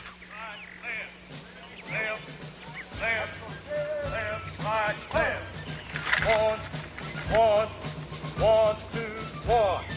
What the hell is this? 1, 2, 1. Left, right, left. Left, left, left, right, left. Company. Halt! Order! Off! General Houston? Yes, sir. Sergeant Quinn, sir. We come to join your little scrap, sir. From where? Louisiana. Those are American Army muskets, sir. Do I see Jackson's fine hand in this? We are all free men and volunteers here, sir. But General Gaines has 2,000 troops along the Sabine. I am sure as hell glad to see you here in Texas. Sergeant Quinn, you do me the favor of marching your volunteers right down the middle of this encampment? Give everyone a chance to see what real fighting men look like? Yes, sir. Thank you, sir. Shoulder, arm. Forward, march. Left, left, left, right, left, left, left. Thomas, it may please you and the government and all the rest of my critics to know that this army may be beginning to get some fight into it. Santa Ana's moving across the Brazos towards Harrisburg, after President Burnett and the government, towards Harrisburg and Buffalo Bayou. How near Harrisburg, Mr. Arnold? He's coming up fast from Fort Bend, sir. Santa Ana moves with any speed. They can cut us off, General. Maybe I ought to let him get there ahead of us just to see how scrappy President Burnett and his armchair generals might merely be. If the government's captured, sir, that'll be the end of it. All right. Gentlemen, form up your troops. We'll move at sundown and march through the night. Burlester's right. I think we should talk strategy right here. Well, I don't, Colonel Sherman. Any plans I share with you, your spies will carry back to President Burnett. And I don't want the Mexicans intercepting your dispatches.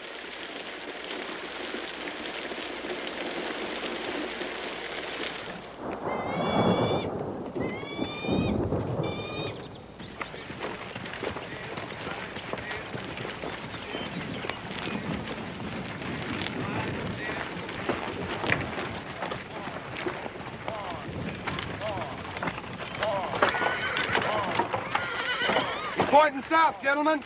That's to Harrisburg. Santa Ana's down that way.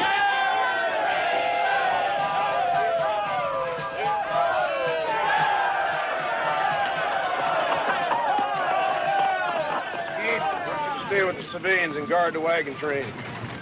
General Houston, I was ordered to ride from the Alamo. I will not stay behind now to guard women and baggage. If my men from Behar had not wanted to fight, we would have stayed home to guard our own families. I withdraw the order.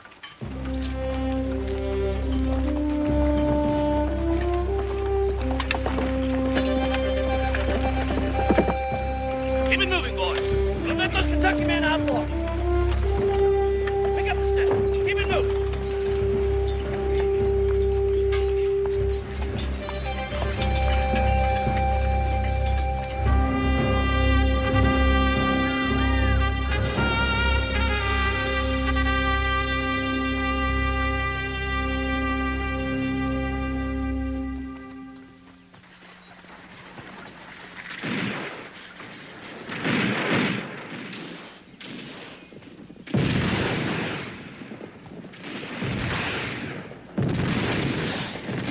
Colonel Sherman and Lamar and them is mixing it up with the Mex cavalry.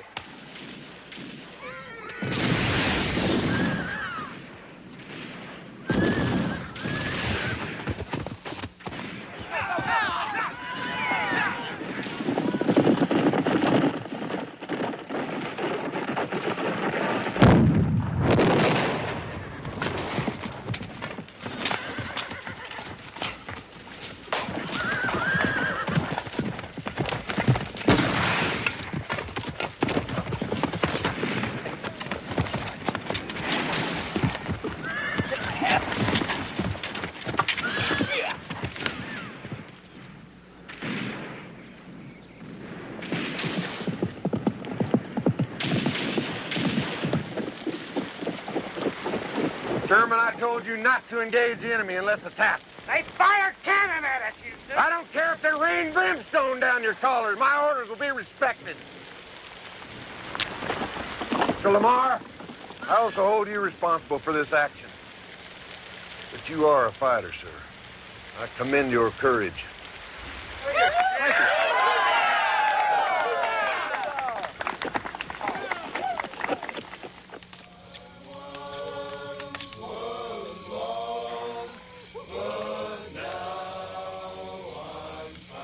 I say we ought to have Colonel Sherman in charge of this army. He wants to fight. He got his men into 2 scraps already. I say if Houston don't fight tomorrow, then we pull Houston down and put Sherman in his place. Well, what about Lamar, after what he done? We just need one man to get on a horse and say charge. We can do the rest. If Houston don't want to fight tomorrow, we'll find somebody else who can. No more running.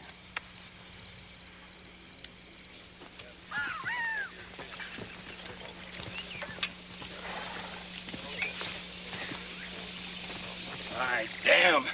After 9 o'clock in the morning, boys. Houston's still asleep. Hundreds of Mexicans just over the rise. I don't understand. I just damn don't understand.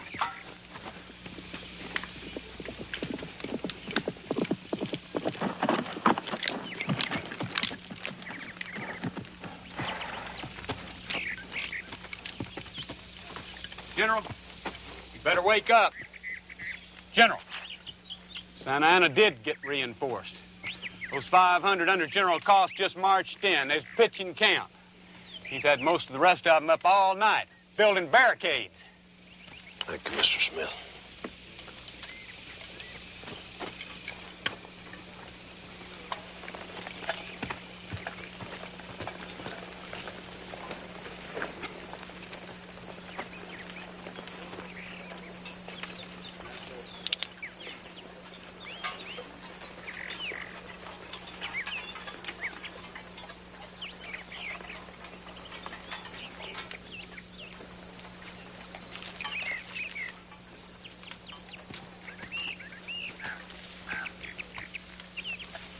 What about the dictator?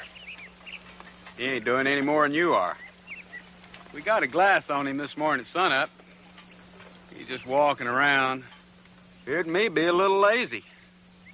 Wasn't giving any orders. Any more than you are.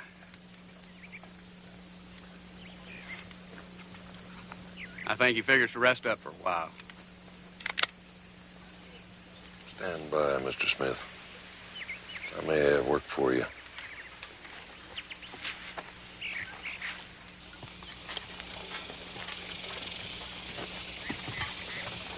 You have a good night's sleep, General?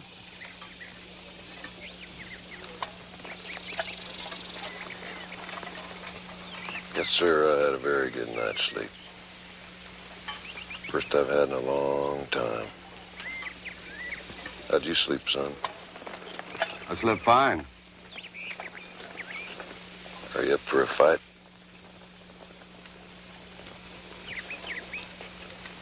Hell, General, I reckon every last one of us is up for a fight.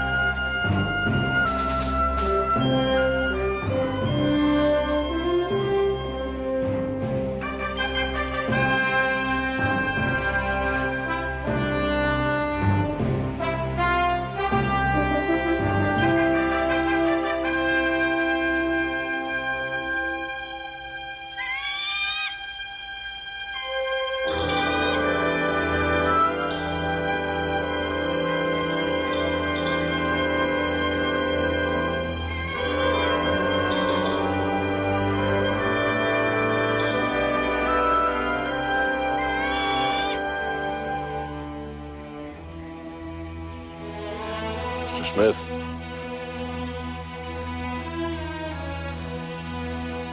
It's gonna be a good day to fight a battle. Near 2 o'clock. All my officers and go cut down Vince's bridge. That's the only way out of these swamps, General. You can't retreat. I know that. Cut it down. Today we're all gonna fight or die.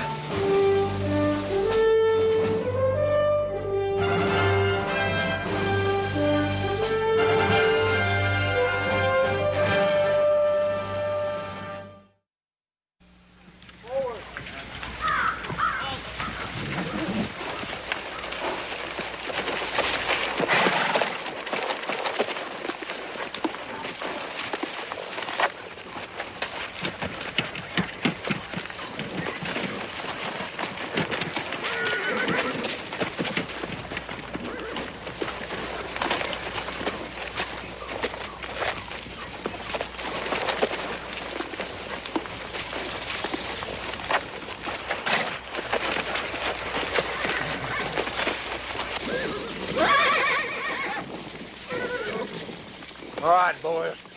Remember the Alamo. Remember Goliad. Trail arms. Forward.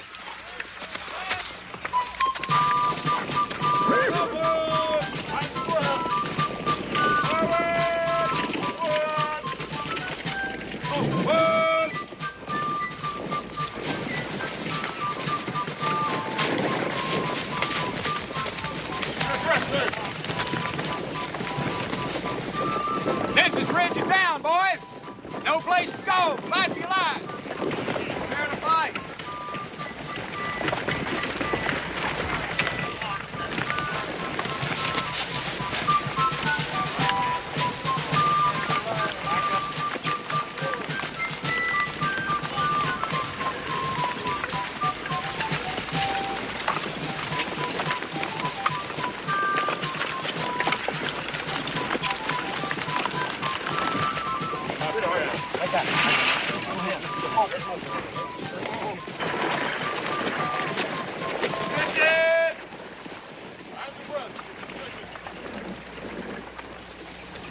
¡Atención, soldados! ¡Soldados!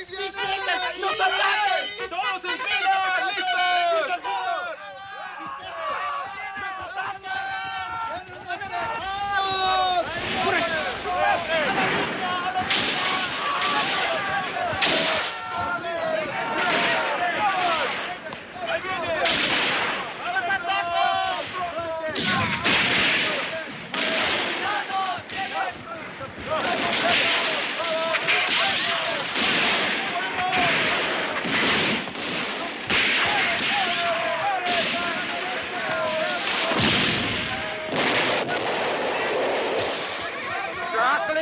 Turn their fire!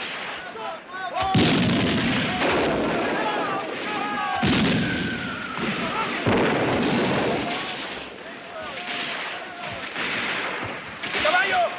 ¡Traigan mi caballo, pronto! March on your cavalry!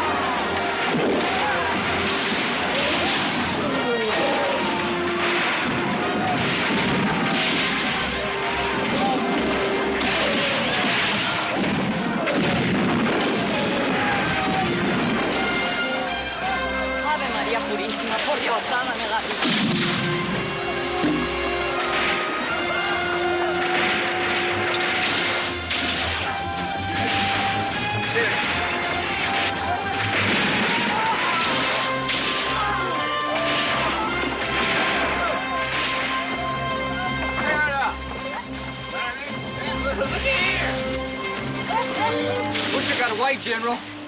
Jan.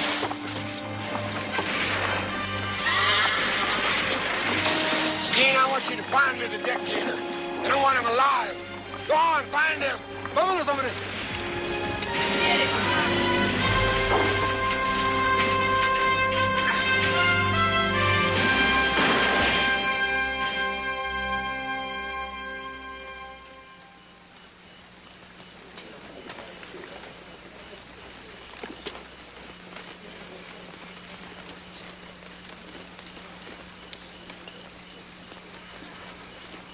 Santa Ana!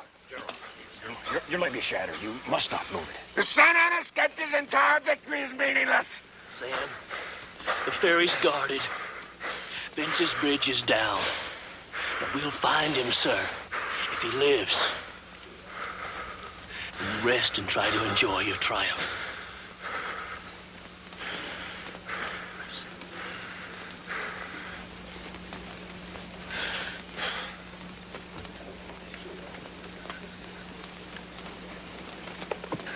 How many men dead? We count 630 dead Mexicans, sir. Over 600 prisoners so far. What are our losses, Mr. Hockley? We lost 6 men, sir. We have 24 wounded, that's all.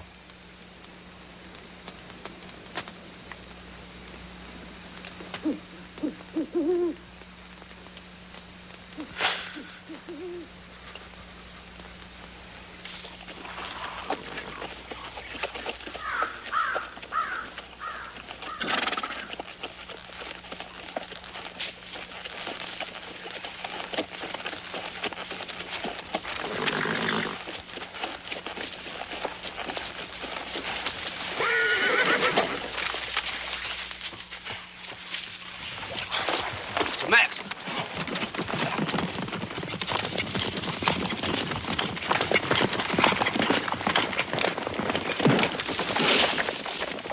Get up! Get up! Get on your feet! I'm gonna kill you. No! He's harmless. Been enough killing. Toss him over here behind me. I'll take him back here. Ayúdame, señor. Por favor, por favor. Crazy Mexican, don't quit kissing me. I'm gonna kill him myself.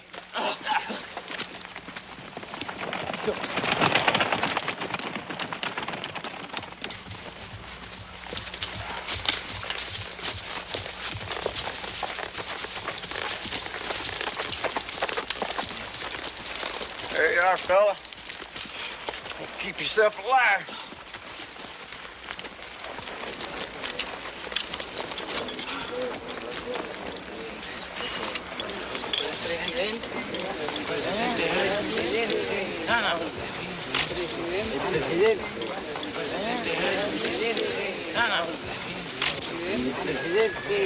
It's him! Santa Ana!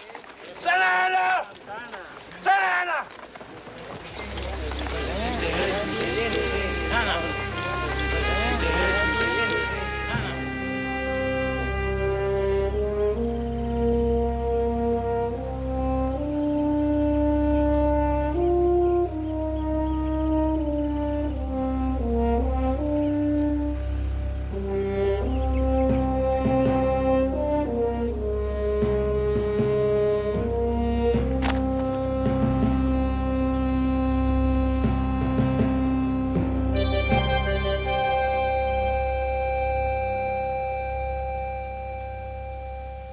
I'm Antonio Lopez de Santana, Presidente de Mexico, Commander-in-Chief of the Army of Operations. I place myself at the disposition of the brave General Houston. Shoot him! Be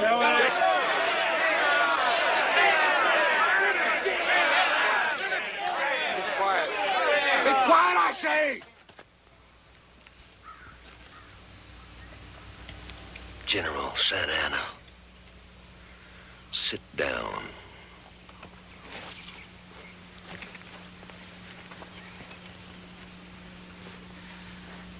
You may consider yourself a man born with no common destiny, Senor Houston, for having conquered the Napoleon of the West. But now it remains with you to be generous to the vanquished. You should have remembered that at the Alamo, you butchering son of Satan. Shoot him!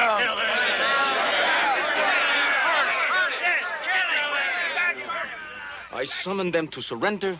They refused. Why don't you let us have the little weasel, General Sam? We'll roast him for dinner.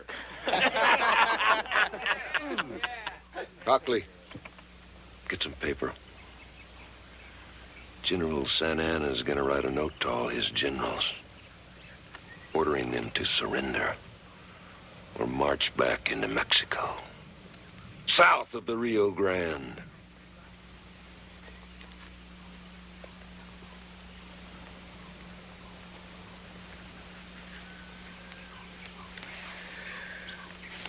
It was my destiny. What is the name of this place where I have fallen? San Jacinto, in the Republic of Texas.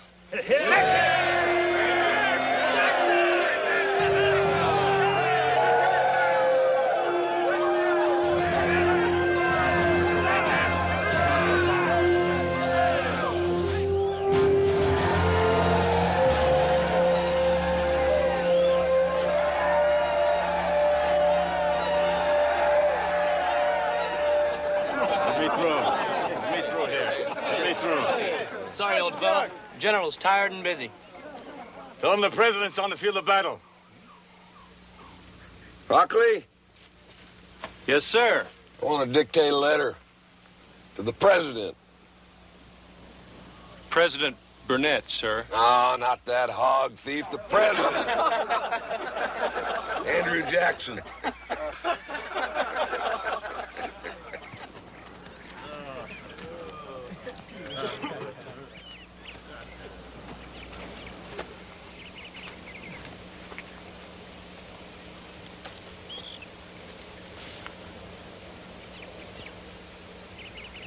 General Houston, my congratulations. Brilliant victory.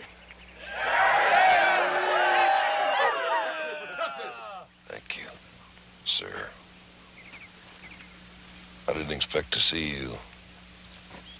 I was told you'd bought a boat and sailed away to Louisiana.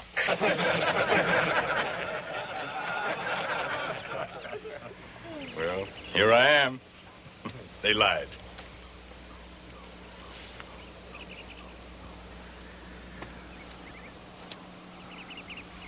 Where is Santa Anna's body? It's in that tent out there. If you like, I'll have him marched over here for you.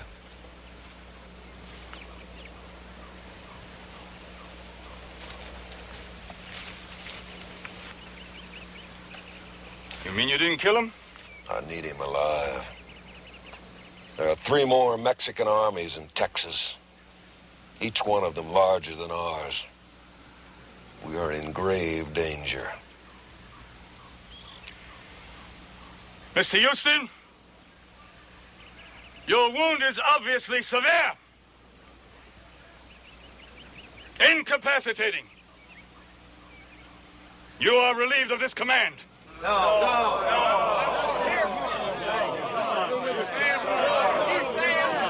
Mr. Rusk,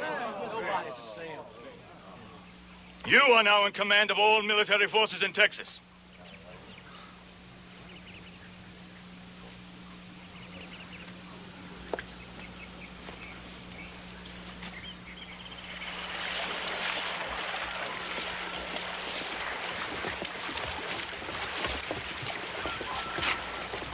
Cannot bring that civilian aboard this ship. He's leased to the government of Texas. I've taken over 29 chips of bone out of the general's leg, sir. I'm afraid of gangrene. You must take him to hospital, sir. Otherwise, he will die. No. General, I'm honored to welcome you aboard the Yellowstone. Thank you, Captain. Looks like we might have a fight here, sir. What's wrong? The president does not want Mr. Houston to board.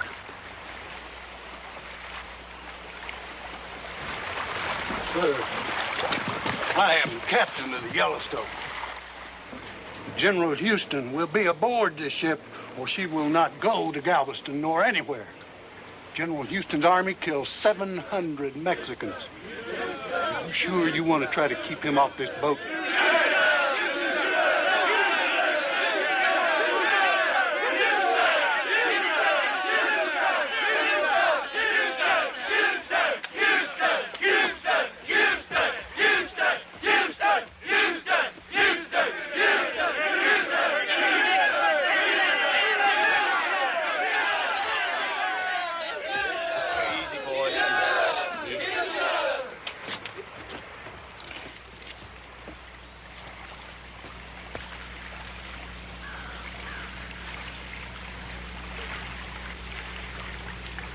Texas.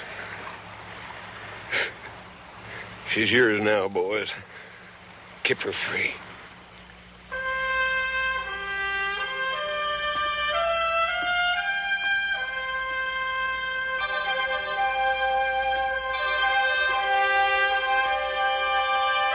Godspeed, General.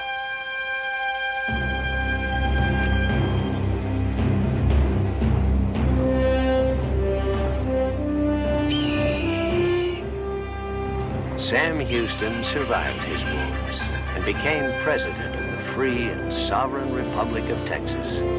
He finally succeeded in getting Texas into the United States, only to see it all come undone in civil war. Houston was twice elected president of the Republic of Texas. He then served 13 years as a U.S. senator from the state of Texas. He was twice elected governor. But then he refused 3 times to take an oath to the Confederacy and was dismissed from office. Houston withdrew from public life, and he died in Huntsville, Texas in 1863. He was convinced at the end that his life had been a terrible failure.